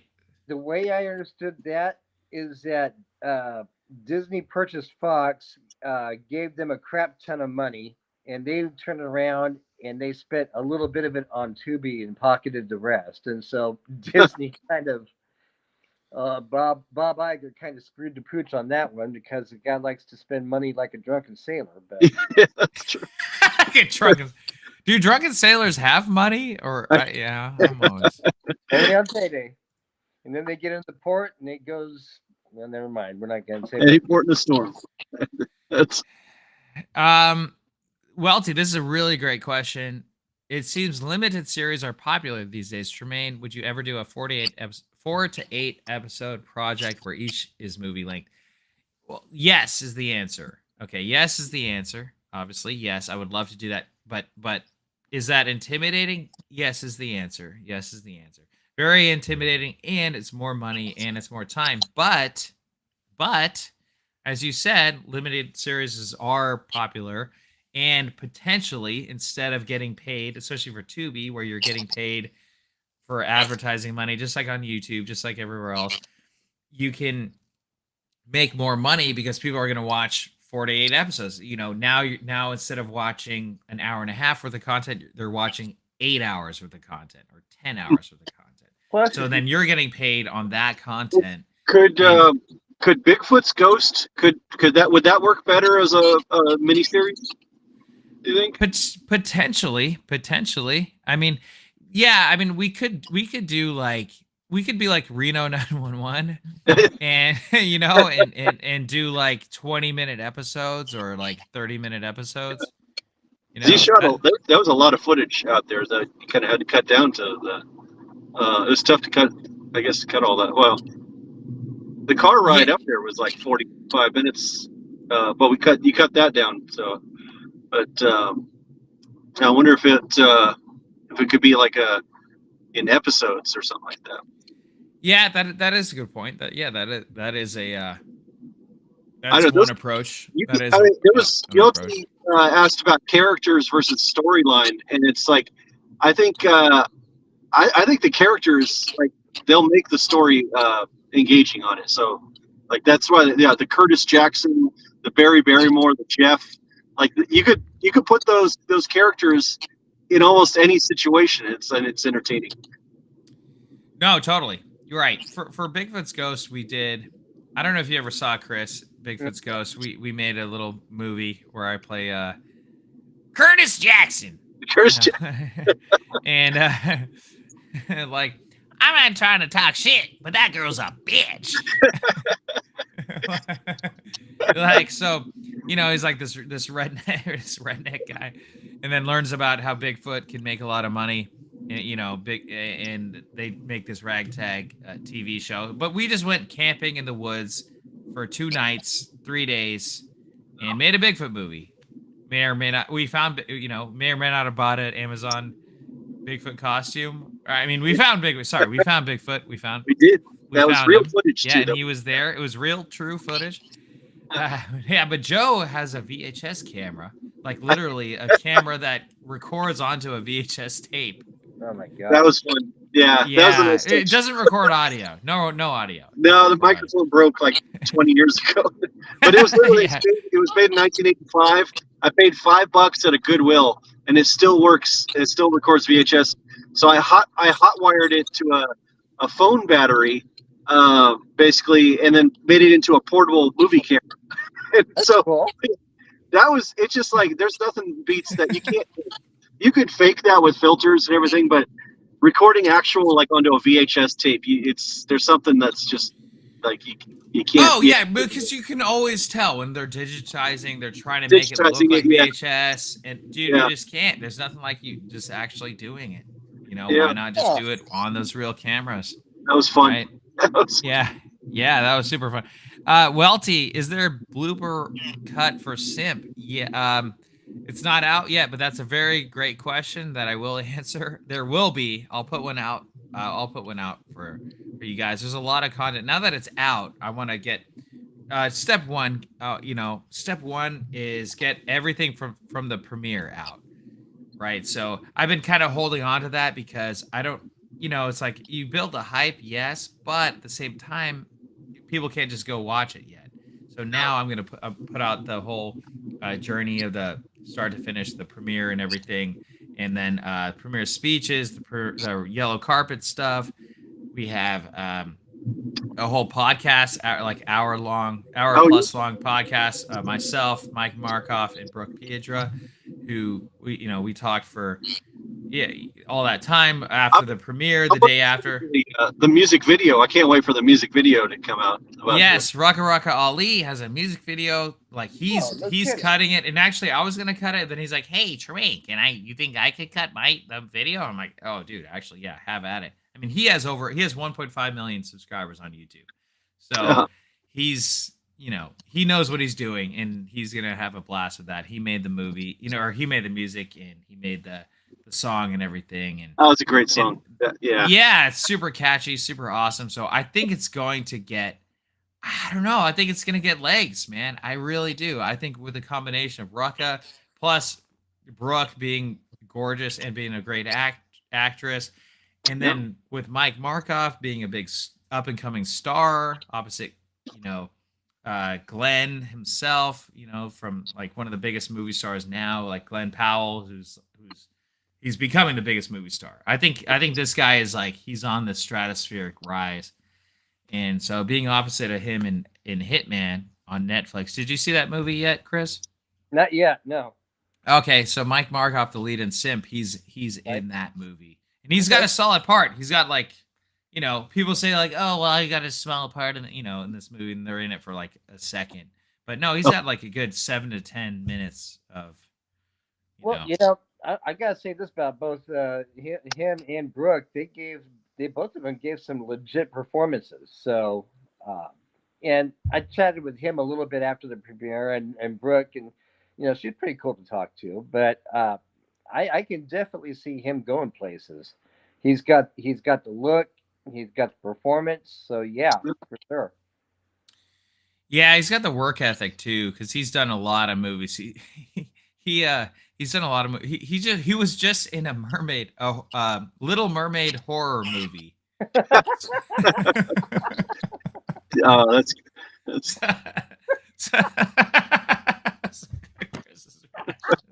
it's about time. I think he plays like an archaeologist. He plays like an archaeologist or a scientist or something. I don't know. But yeah, Tommy's shaking his head. It's like, but I mean, dude, you never know. Like, if that goes viral, you know what I mean? I don't care. If that goes viral, oh, what else is this guy in? Oh, he's in a movie called SiMP.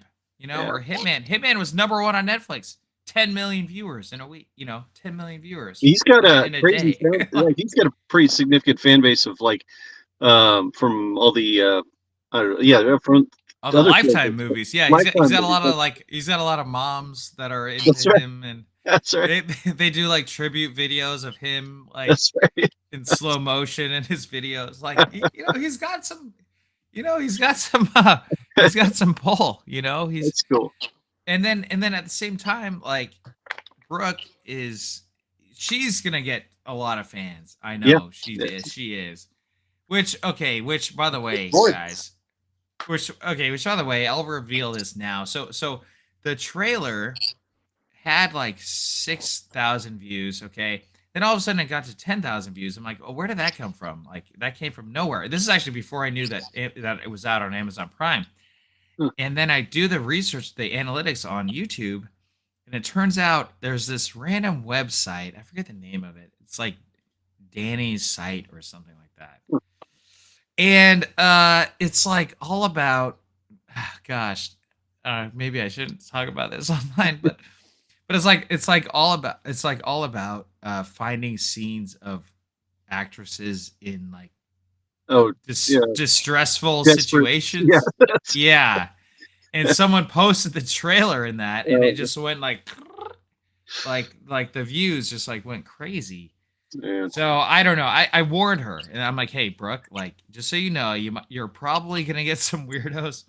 Like she already had this movie reviewer, this movie critic in her DMs. Like he was asking me like, hey, you know, I'm a big movie critic. Can I review your movie? Cheers, Tommy. Cheers, brother. And you know, he's like, oh yeah, you know, can you send me a screener? And like he has a decent following and everything.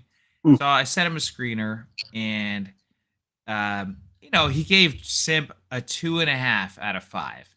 I'm like, all right, buddy. Like, okay. I mean, that's okay. Fine. Thank you. At least, you know, it sucks. You know, not everyone's gonna like the movie. That's fine.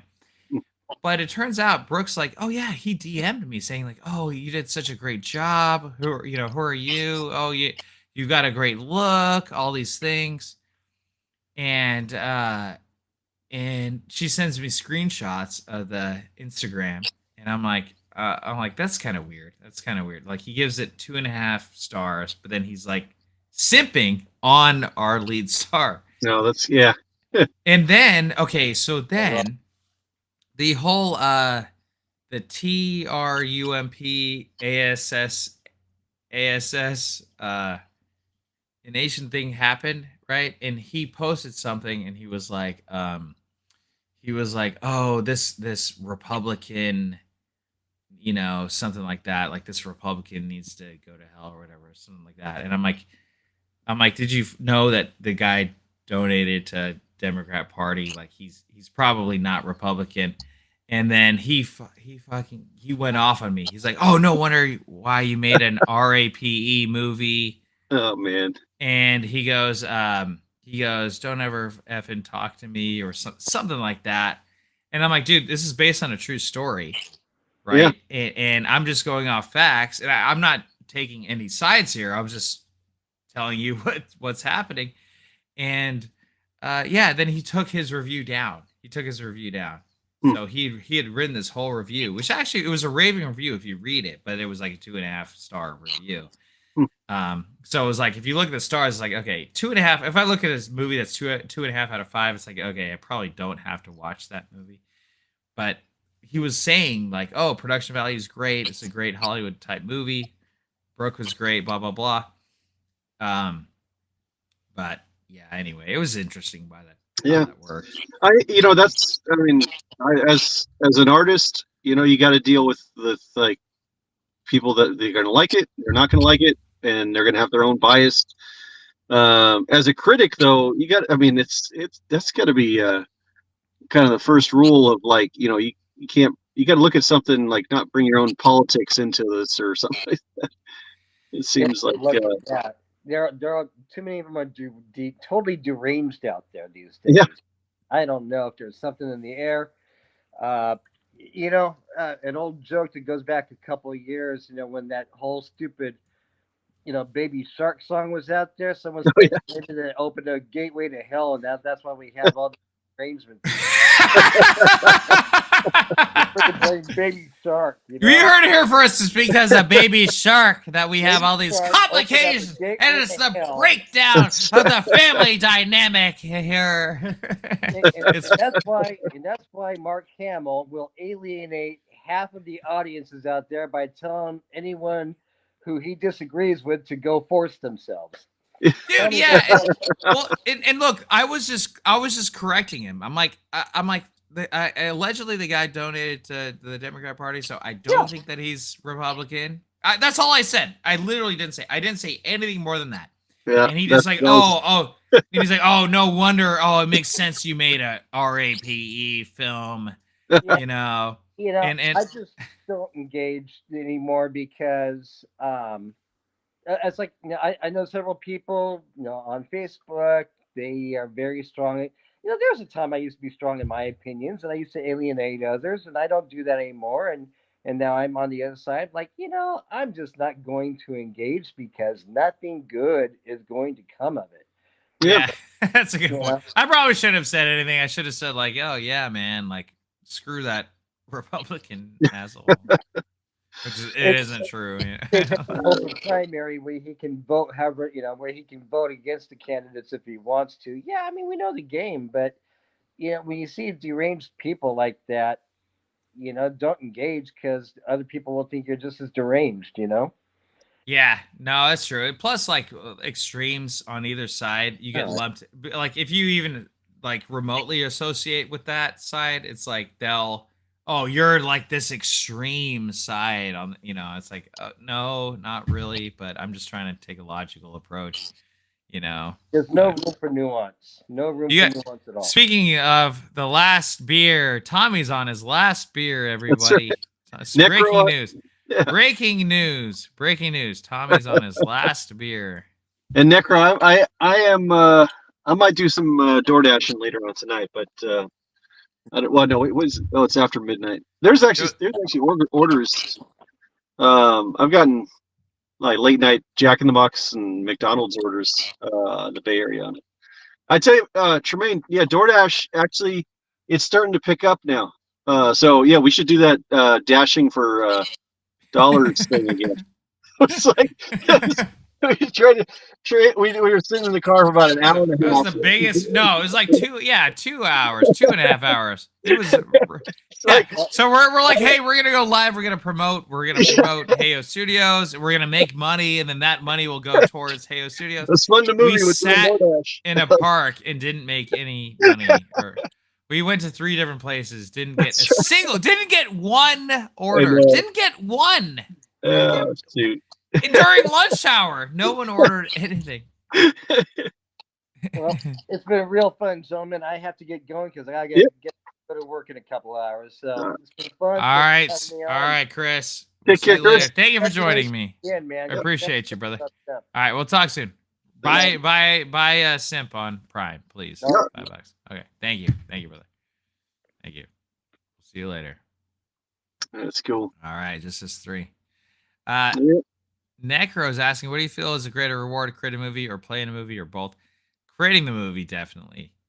Playing is fun, though. Playing is a lot of fun because if I'm in a movie that I don't have to be responsible for, it's I can be free and have fun, and then I can enjoy it. That's a lot of fun. But rewarding wise, yeah, making the movie is a lot more rewarding.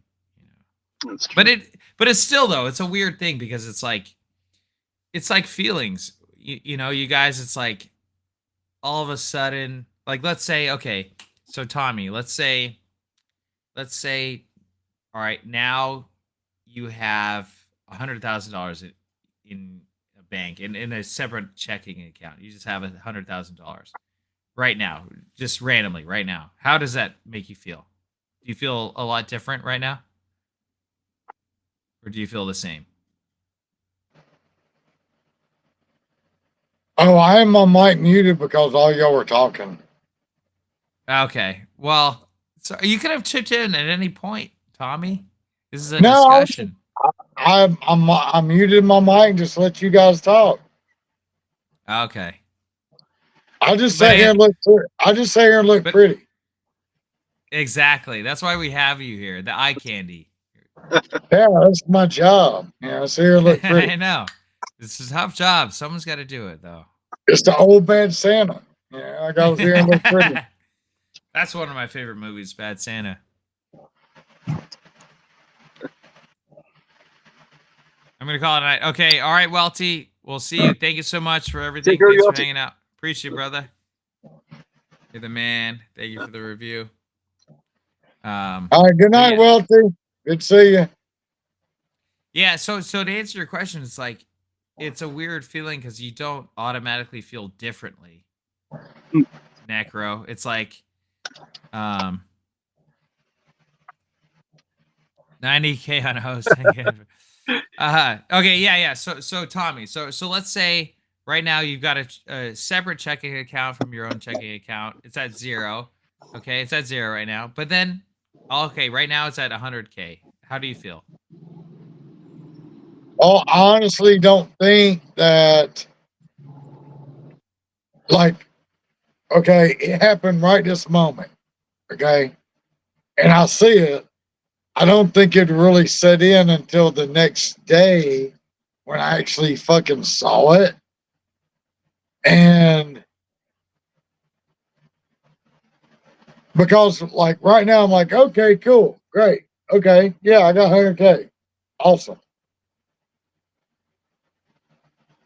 And it's kind of like, I guess, like a little shock feature kind of thing with me. I'm like, okay, it's cool. I wake up next day and I'm like, was that a dream or was it true? So I go look and it's next day. I'm like, fuck yeah, I got that money. Hell yes, there. Right. But if I've got to sell my soul to get it, then I don't fucking want it. Amen. There's that. Amen. Well, yeah, it's that same thing where it was like I've been waiting for months or well years essentially for this movie to come out, and then it finally does, and it's like, oh wow, it's out, and I'm like, I feel the same way as I did the whole time when it wasn't out, right? And then now it is out. It's like, oh wow, okay. So I didn't feel any differently. And you would think that it, like, when you say, like, Joe, because you asked me earlier, you were like, hey, how does it feel to have an Amazon Prime movie out?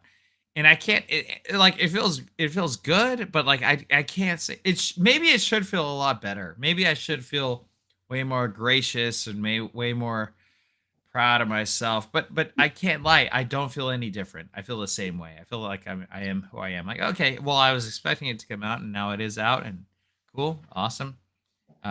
But as Tommy was saying, like, I won't really know the effects until like we start getting a check from Amazon. That'd be yeah. Once if there's a check coming in from Amazon, yeah. But even then, it's like, hey, I see a big check, and it's like, oh, cool. But then, like how Tommy was saying, I won't feel different right away. It would take a few days. Are you one of the filmmakers that do you feel like your movies are your children kind of thing, or is it like more of like this was a time of your life and that represents a time in your life and the next project is another time of your life or something? That's more, the latter is more like, it's more the time of my life. Yeah. It's more like, hey, I'm focusing on this during this time. Oh wow, I did that during that time, and then I get like focus on something else. I was like, oh, it's like I'm growing a pigeon, right? I'm growing up a little pigeon or a little eagle, right? I grow an eagle for 2 years, right? And then it's like, oh, it grows its own wings. And it's like, okay, fly away, eagle, fly away. I never want to see you again. Yeah. Well, not that I don't want to see you. It's like, hey, you got your own wings. Go, leave, right? Like, I hear that a lot from interviews from actors, that they say like they never watch their own work or anything. Like, they don't even go to the premiere or something like that. Or it's like that's BS, to be honest. I'm actually, so it's funny. The best actor that deals with that question is Samuel L. Jackson. Oh, really? Samuel Jackson still deals with that. He's like, what, motherfucker? I made this movie so I can see myself on the big screen. Like, I came here to make this movie and see myself on the big screen. That's why I'm doing this. And he's right. Like, I make the movie to watch on the big screen. Yeah. You know, but it's a weird thing because it's like when it's really exciting for a long time, and then when everything takes so long, the excitement kind of wanes. You know, it does wane a bit, and you have to kind of keep that excitement going. And then by the time it's out, it's like it feels like it's not even real because it's been so long. You know, it doesn't even feel like it's real anymore. So it's like, okay, well, it's out now. Other people are prone to it. I still get weird. I get weird feelings. They're like, oh yeah, I'm looking at your movie right now, or I'm watching your movie right now, or I'm about to buy it, or I bought it, or, you know, there's always like weird feelings. But I'm like, now it's like you kind of have to detach yourself from it and be like, okay, you know, I did what I could at the time. Yeah, I could have done better. Maybe I could have done worse, whatever. But yeah, exactly. Like what Necro's saying, fly, eagle, fly. Just let the eagle fly. Let the cars fall, let the chips fall as they may. You know, it's like, hey, I'm proud of it. I'm proud of it. And yeah, okay, look, it's technically sophomore effort, writing and directing and producing. I think that shows that you're not trapped by a massive ego, where it's like there's some people that they release something. It's like, oh, this is this is nothing. This movie's going to be, this is the greatest thing. You're like, no, I'm not going to take any criticism or anything. Like, you can take criticism, you can take people's points of view and everything. And it's like, because you're proud of what you made, and and it's so yeah, you're grounded look on this thing. So that's good. Well, I mean, it takes a while because it's like you got to realize once it's done, once it's out there, it's not mine. It's not my own. You know what I mean? It's gone, right? Like, other people can have their opinion, and I might agree with them. If they say like, "Oh, it's terrible because of XYZ," I'm like, I can see that. I kind of agree with you. You know, right? Like with anything, and then you just move on to the next one, and right.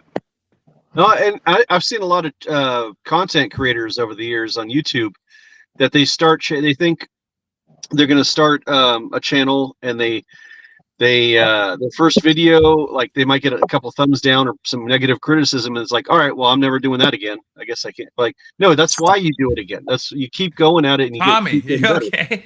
Tommy, what's going on? I feel like Tommy's all right. Blair Witch Project. It's fine.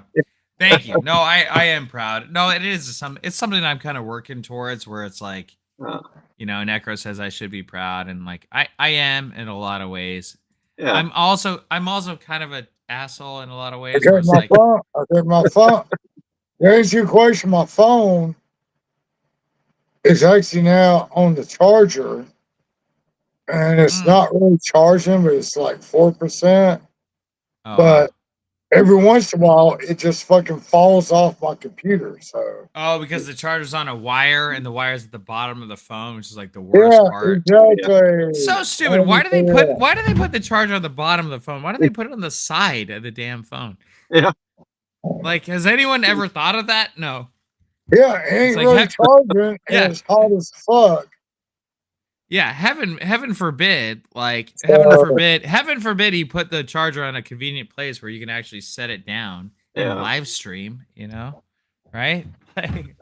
Yeah, because heaven forbid that somebody thinks about somebody actually wants to live stream something, right? And they're going to be talking to people, and they want their fucking charger on the bottom of the goddamn phone. Dude, it remind me. So Apple. Speaking of Apple being how crappy they are, and any chance I'll knock Apple, they had a magic mouse that has a charger on the bottom of the mouse. So your charger is like this. You can't use your damn mouse if you're charging it. It's a wireless mouse, but you can't use it if it's at the bottom of the damn mouse. You can't use it. But heaven forbid, why couldn't you just put it on the side right here? Oh, and now we can charge it, and I can actually use the damn mouse that I paid for. You idiots, Apple. You guys are idiots. Hey, Fluffy Gamer in the house. That's Oh, what they get Fluffy mil- Gamer in the building. What up? That's what they get Right, paid. too. They get paid millions of dollars to do that shit, and they can't even get it right. You know, it's so crazy. Like, they're probably going to be the first $1 trillion company people talk about. Like, Right. $1 trillion company, which is insane. No, They probably literally, will be.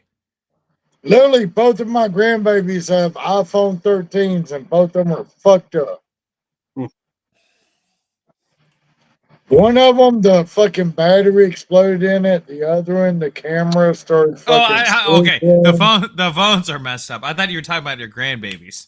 I thought you're like, they both got iPhones and they're both messed up children. Those No, they phones both cause got. cancer. So, yeah. No, I got both iPhone 13s, and one of them, the camera sizzles every time they try to take pictures and stuff. The other one, it just cut off. iPhone 13s are like pieces of shit. Dude, yeah, get him an Android. It's way cheaper. That's They're- yeah. They don't Yeah, want a fucking Android. what do you have? You got a Samsung. Yeah, I got a Samsung Android. They don't want an Android. They want the newest iPhone. You gotta tell them. You gotta convince them. You're grandpapa. You're granddaddy. You say what you say goes. Thanks, Fluffy.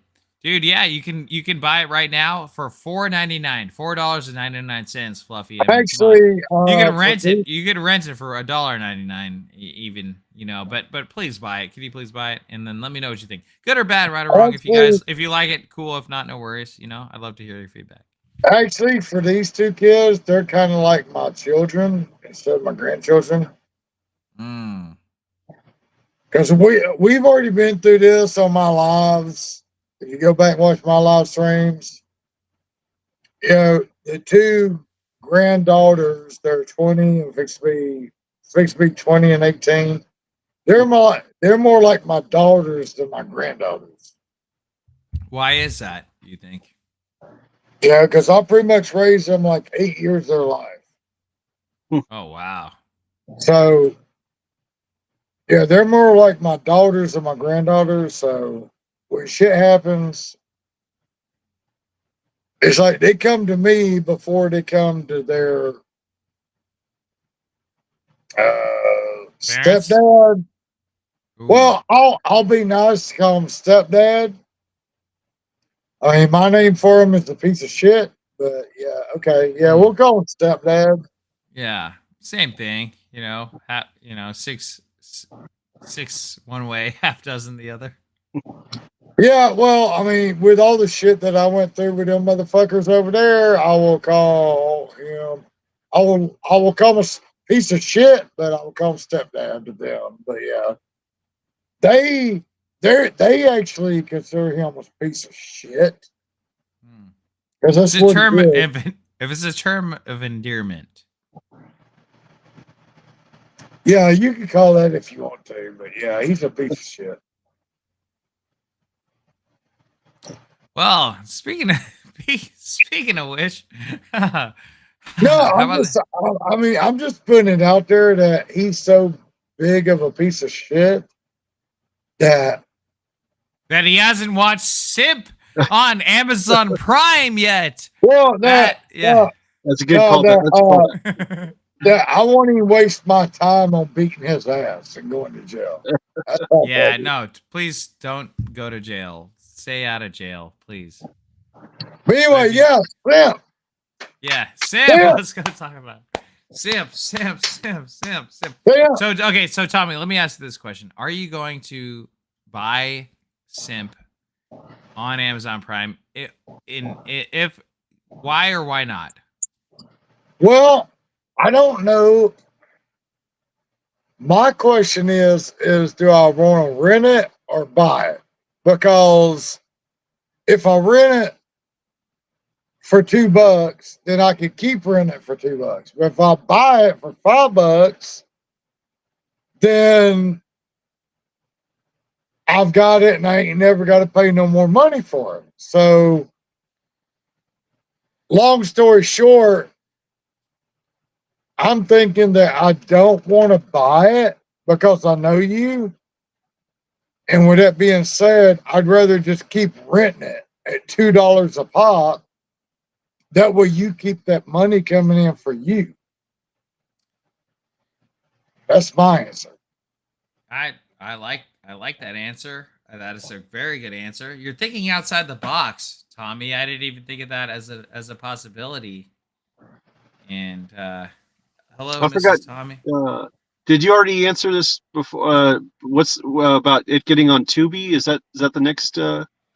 Hopefully, yeah. It hasn't been licensed yet. I haven't gotten that yet, and but I'm looking forward to it because that would be great. That would be awesome. That's like the next step. But typically, it takes a little bit longer for Tubi to get it, and then to put it up there. So it'll probably be another 2-3 months before it's on Tubi. And as of right now, because I kind of feel like if I just buy it for $5, then I've got it. But if I just rent it for $2 at a time, then I'm supporting you more because, like, every time I show it to my grandbabies, I just pay $2 and they see it. $2, they see it. If I pay $5, then I can show it to everybody, and you're not getting no more money. So I'd rather just pay $2, support your ass at $2 at a time. I love the way you think, Tommy. That's yeah, guys. You guys can pay $2 to support my ass in the description below.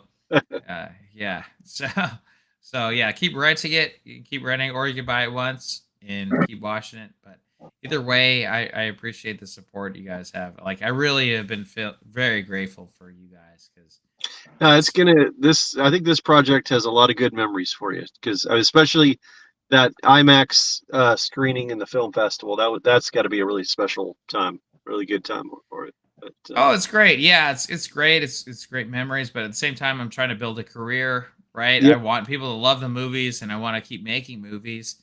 And you never know, right? That's the thing is, if you're this is work to you. I mean, it's fun and everything, but you're doing what you love.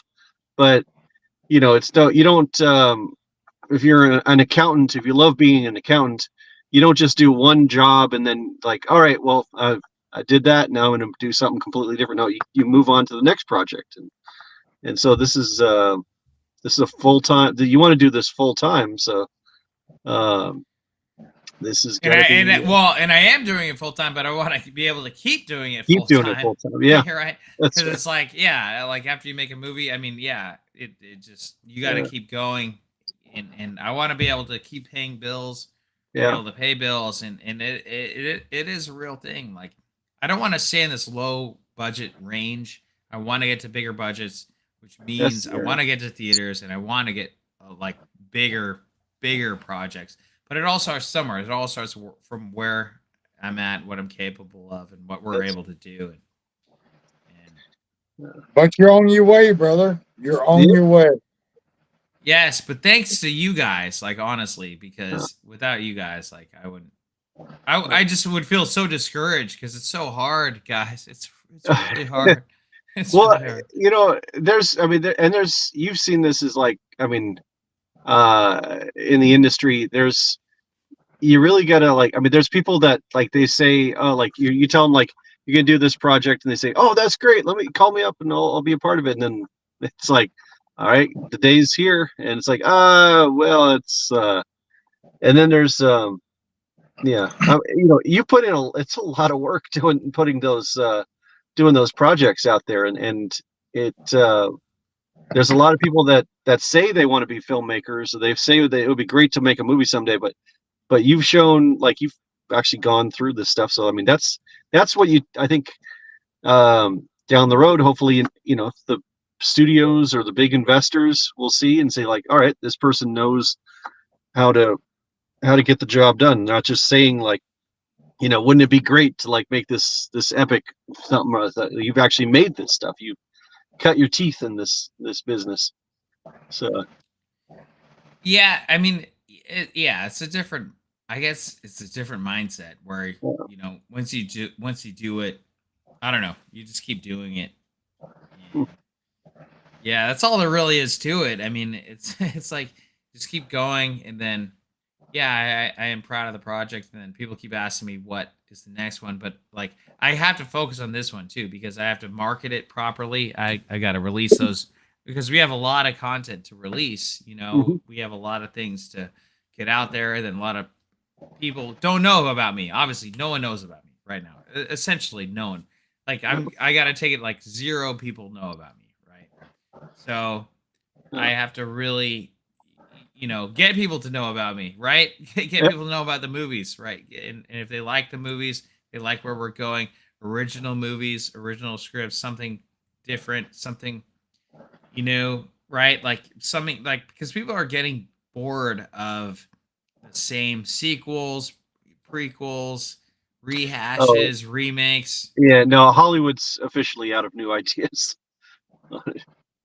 But everything's, I mean, that's when you get to the huge studios, it's what everything's all done by, like, all right, well, what's gonna like test audiences and committees, and it's just, and they just say, oh, well, we'll just go with another Ghostbusters movie or something. That did Right. It seems like they spin a wheel, like it's like Wheel of Fortune. It's like, what should we do? Another Ghostbusters movie. Yeah. I haven't done a movie about dragons yet in 5 years. And the thing about it is like, I would like to see a SiMP 2, but I don't want to watch a fucking SiMP 12, SiMP 13, SiMP 14, SiMP 15. That shit is just fucking SiMP old. 3000, SiMP 3000. Yeah, nobody in cares. Space. SiMP in space. SiMP in space. SiMP in space. Yeah, it's like like Leprechaun 4 in space. Leprechaun in space. It's like Leprechaun on the moon. It's like fucking Friday 13th, goddamn 1800. Nobody cares no more. Yeah. It's done. Yeah, at that point, it's like you've jumped the shark so many times. Yeah, it's you've really just you've watered down the whole audience. But I appreciate that you say, because I wasn't expecting people to ask for a sequel for SiMP. I thought people would never ask for. I thought they would say, oh, it's either good or it's bad or anything. But I've gotten that a lot, and I'm like, well, where does the story go from here without spoilers, right? And then, but I have thought of where the story goes. I have thought of it, and I think I might know is the answer to that question. But cool. But yeah, as you were saying, like Rideshare 2, okay, people have been asking about that for a while, but it's got to be done right. It's got to be done right. I just think it's like, yeah, it's got to be done right. And that actor who played the rideshare driver, that guy's he's a really good filmmaker of his own right too. I saw that his movie about the superhero kind of thing, where he drinks that can of energy drink and he becomes a alien. That was kind of fun. That was yeah, it's fun. Yeah, definitely fun. Yeah, but it is interesting because I don't know. It's a weird thing where people are like, oh, do you want to go backwards in time with your filmmaking? And I don't see it that way. I just see it as like building franchises. Right? Yeah. You build a franchise, or you build, any movie, like, okay, I can make another movie, right? Even Cat Town. I can make a Cat Town too. There's always more cats. There's always more adopters. Yep. There's always more, right? And today's day and age, like, we can always have, there's enough audience members to watch anything and everything. No, there's an audience for everybody. And like you said, like if you, probably the most important part of a movie is promotion of that. And so, I mean, if you had $100,000 for a movie, a budget, save at least 50,000 of that for promoting the movie and distribution. Yep. If I were to do it again, like with Rideshare, I would have made it for 25,000 and then put the 25,000 for marketing. Yeah. But instead I put 50,000 for making the movie, and then it was done for marketing. Right. But it's got its own legs, right? Like, I think the best legs you could do is make a good movie. Yeah. And then people Word of can mouth. recommend it. Yeah, word of mouth and everything. But at the same time, like right now, yeah, I'm my own self cheerleader, but I've got you guys cheering Yep. me on. You got a team. You got a marketing Yeah. team. Yeah. Oh well, okay. Another thing I was thinking of, Joe. So I was thinking of putting together like doing those door knockers, maybe doing door to door, like door to door salesman. Yeah. But we're saying like, hey, watch this movie or don't. You know, we're not trying to convert them to a new religion. We're not trying to, That's right. you know, sell them a vacuum cleaner. You know, but that's content right there. That'd be fun. Yeah. Yeah. No. I mean, that's. I was thinking we should do the Tesla cameras.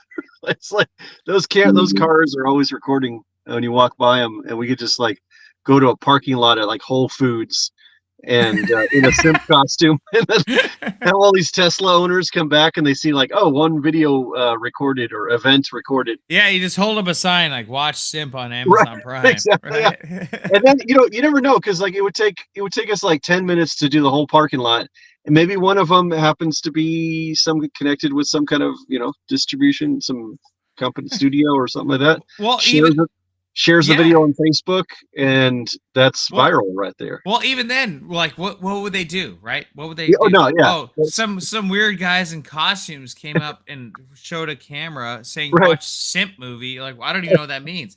But by them talking about it, now all of a sudden, they post on Facebook, right? Oh, watch SiMP movie, and then with a screenshot of us in a weird plague doctor outfit. Like, watch SiMP movie on Amazon. I know exactly where to go, by the way. I know exactly where to go. Yeah. We've been there before. Yeah, there's multiple. Let's actually do that. That'll be perfect marketing. That'll be fun. So, that'd be easy to do. So this is we're at the fun stage right now. So we're marketing right now because we're live streaming, but we're also marketing SiMP now as we're talking. Right, Tommy? Am I right? It's true. Yeah, you're right. Oh, speaking of Teslas, my grandfather just got one of those, and your grandpa's still around? He's 88 years old, and he just bought a Model 3 with the full self-driving, and we took it on a road trip up to Auburn and back, and I'm not joking, the car drove the entire way. It was insane. Like, robo-taxis are here. Like, he didn't have to even touch the steering wheel. You have to put this pressure on the wheel for make sure you're still in control, but it merged on the freeway, it got off the freeway, it changed lanes all on its own. That's it's not a myth. It really they have the technology. Wow, that's perfect for Grandpa.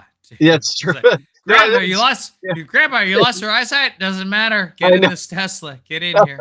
Get in. No, and he normally doesn't drive at night, and the car just drove both of us back at nighttime, and it was fine. On it. He's taking the car down to San Diego this week, and it's going to drive the whole way on it. But it's insane. I mean, literally, you just tell it you put in the address on the tablet, and then you push the control button twice, and then it takes you there. When you get to your location, you can actually select what parking space, and it'll pull itself into any parking space. Are you kidding me? You select a parking space? You can select a parking space, and it parks itself there. And it shows it on like a 3D map too of all the spaces available. It's Wow, but, I love that. That's what I want to strive towards. Please, please, SiMP. I feel like either SiMP or Bigfoot. I feel like Bigfoot. Yeah. I have an idea. I have a vision, okay, of making a video that says Bigfoot bought my Cybertruck. Like, that's the vision. It's like Bigfoot's ghost. The success of it, right? Buys a Cybertruck, $100,000. That would be hilarious. I mean, that would be hilarious. It'd be so funny. Reviews a Cybertruck. This is a bitch ass car. Like, oh, it's sick. Oh, we can find Bigfoot with this. Look at this. You know how much tail I could get while it is driving itself? Damn.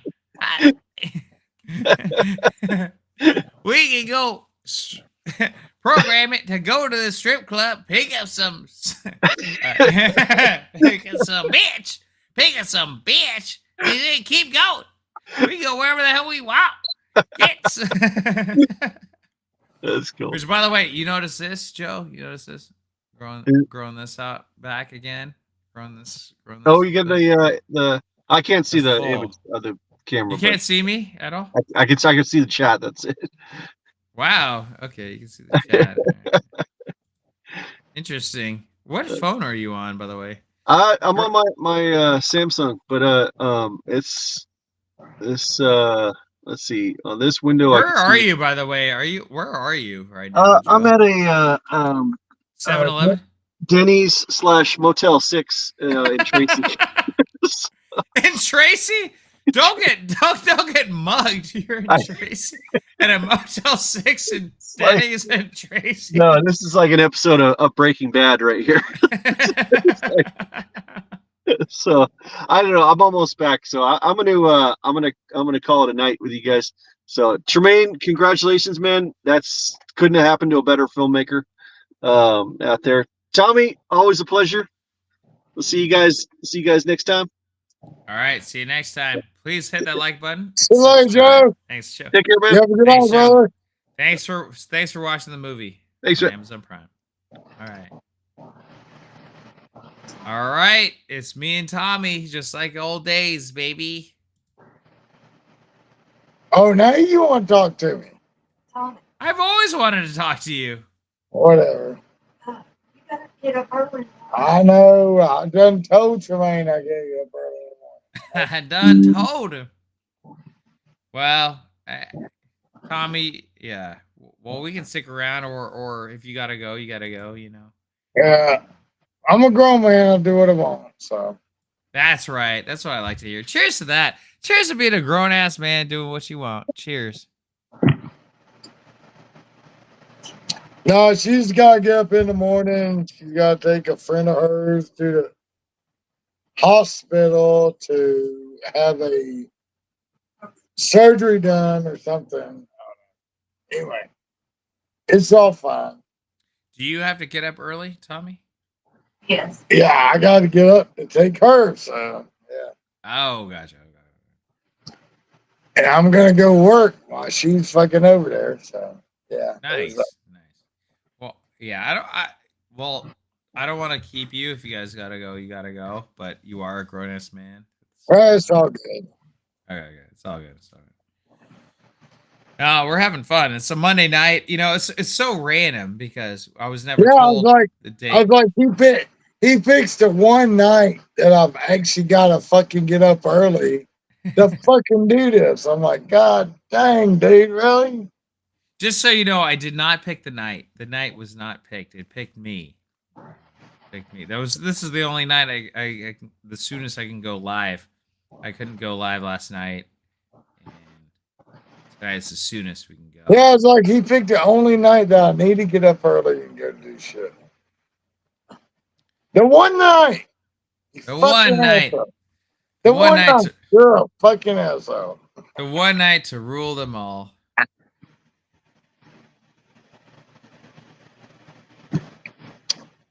It's all good, brother. It's all good. That's what I like to hear, brother. The fucking phone won't stay here because it's getting too hot. Well, I must say, your guys' new place is a lot better than that shed you were in. Oh, yeah. You guys upgraded. It's a lot better. The phone won't stay up. It's hot as fuck, and it's like at 4%. Keeps going between 4 and 5%.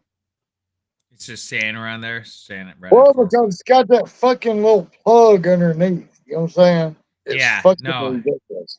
I know. It should be on the side. It should definitely be on the side. Why would any engineer? I'm not an engineer, but I have common sense. I can say, like, why don't you have it on the side?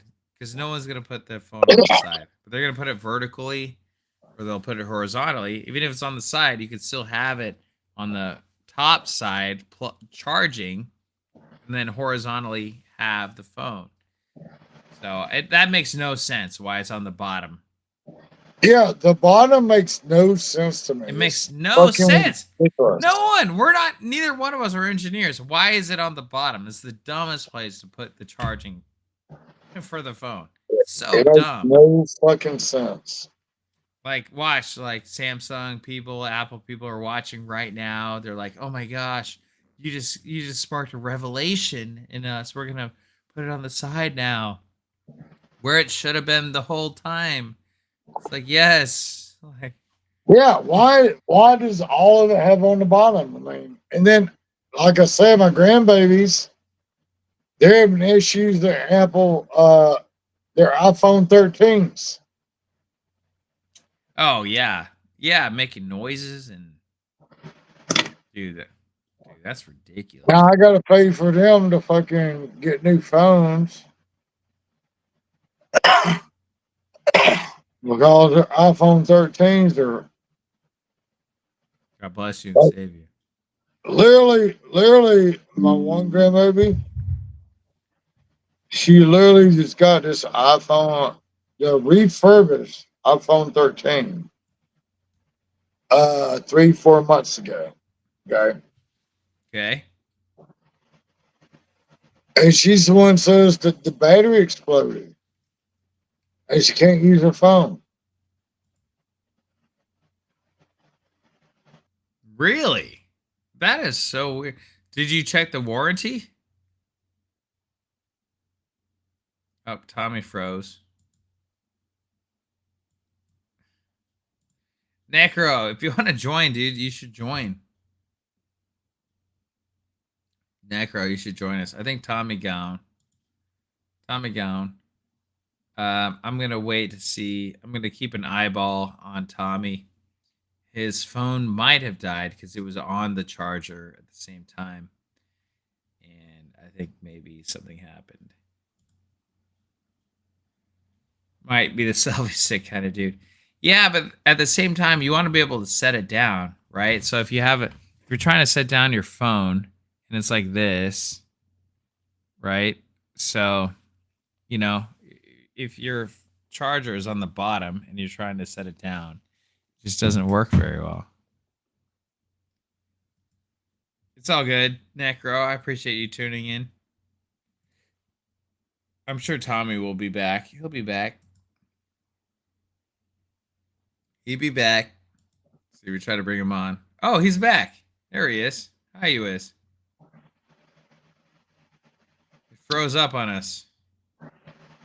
No, apparently my phone wanted to do an update. Oh, of course it did. And my phone was like, "Oh, do you want to update right now?" I'm like, "No, I don't." And you're like, "Oh, Tommy left us." I'm like, "No, I ain't went nowhere." But apparently, fucking phone decided that it won't do an update while I'm trying to talk to you. So I'm like trying to fucking say no and come back and do this and do that. I'm like, oh my gosh. Okay. So we back. We back. Do this, that, the other thing. Is Emily still tuning in? I doubt it. I ain't seen Emily in hours. Yeah, I know.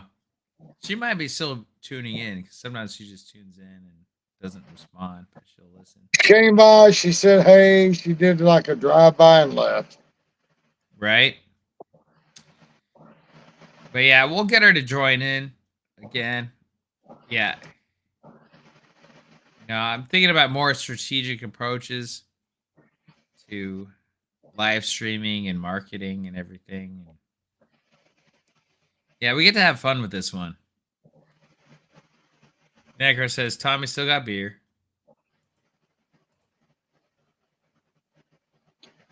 Yeah, I'm not a fucking selfie. Look here, Necro, I'm not a selfie stick guy, okay? So go fuck yourself. Froze up. Froze up, Tommy. Froze up again. Necro, I'm not a selfie stick guy. Go fuck yourself. I'm not your buddy, okay?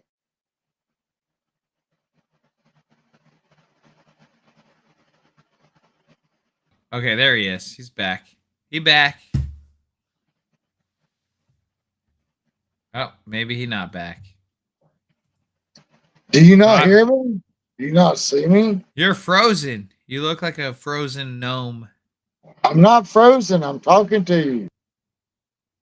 No, you're not. There you are. Are you? Yeah, you're still frozen on my end. I can hear you fine. But your picture is frozen. I'm not frozen. I'm talking to you. Can you see yourself? Okay. No, I do. I actually do see me frozen. Yeah. Okay. So, I see me frozen. oh but wait, you're not frozen anymore. I actually do see me frozen, but you're talking to me, so I don't know. Okay, you're not frozen anymore. I know you're not frozen. You're talking to me. That's how I was telling you. Cheers, brother. Cheers, man.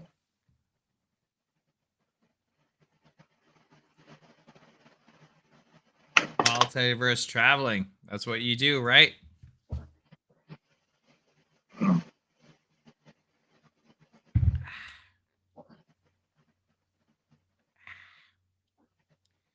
This is amazing.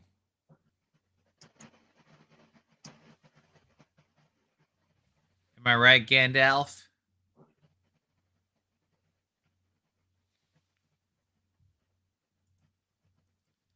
Hello? But I do have something to do in the morning. I do need to get the fuck off here, but I do want to say that well, no, I respect you, brother. I respect you, brother.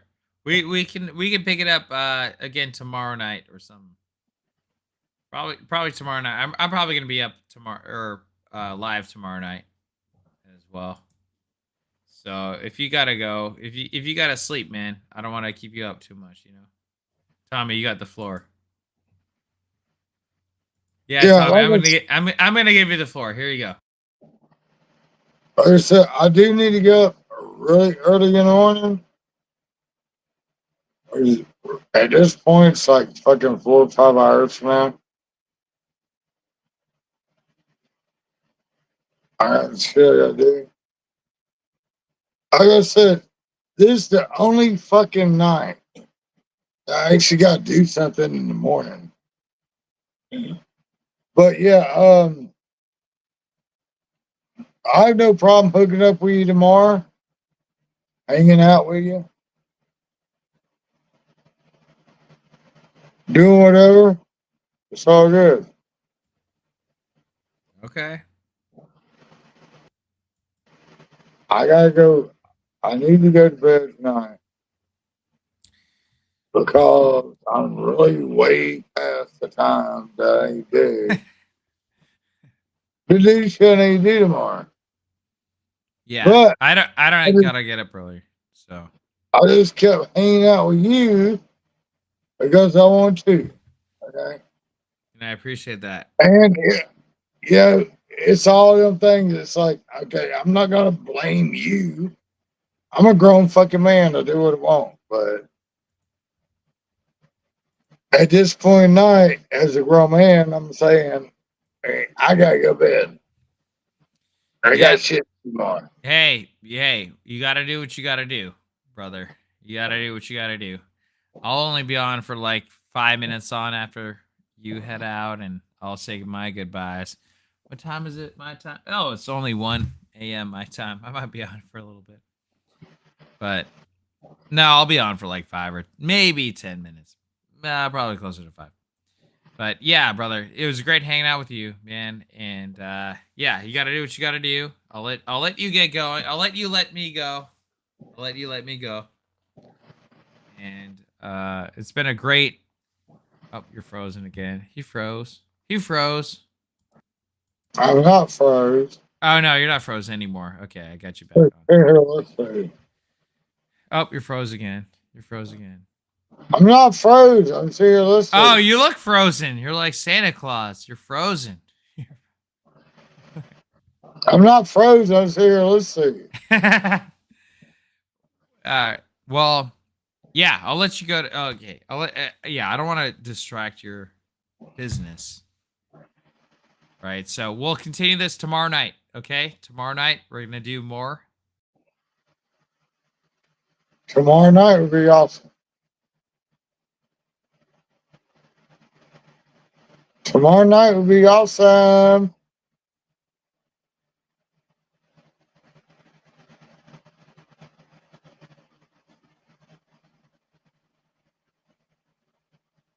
Sure. Okay. My connection was lost. All things are going. We'll just head out. I'll head out at the same time as you. Okay, Tommy.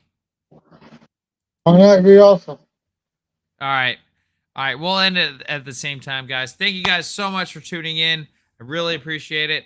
We have SiMP, our latest and greatest movie, out right now. You can rent it for $1.99, and you could buy it for $5, $4.99. Tommy, what are your last words, brother? My last words is everybody needs to go rent or buy SiMP. It's a fucking awesome movie. And I will actually either rent or buy it. I'd rather rent it. That way I can keep renting it and give this man more money for $1.99. And I'm going to let me and my wife watch it. And I'm going to let her tell what she thinks about it. Oh, that'd be great. Before we go online tomorrow. Yeah, I'd love to hear about it. So online, we'll hear from Tommy's wifey what she thinks about the movie after she watches it, and then we'll go from there and we'll have a good time. We'll keep the party going, right? Exactly. Exactly. All right, brother man. Thank you guys so much for tuning in. Love you guys. Thank you so much for renting and giving SiMP 5 stars. If you love it, then yeah, love you guys. You guys are great. Talk to you soon. Yep. See you tomorrow, Tommy. Okay. Yeah.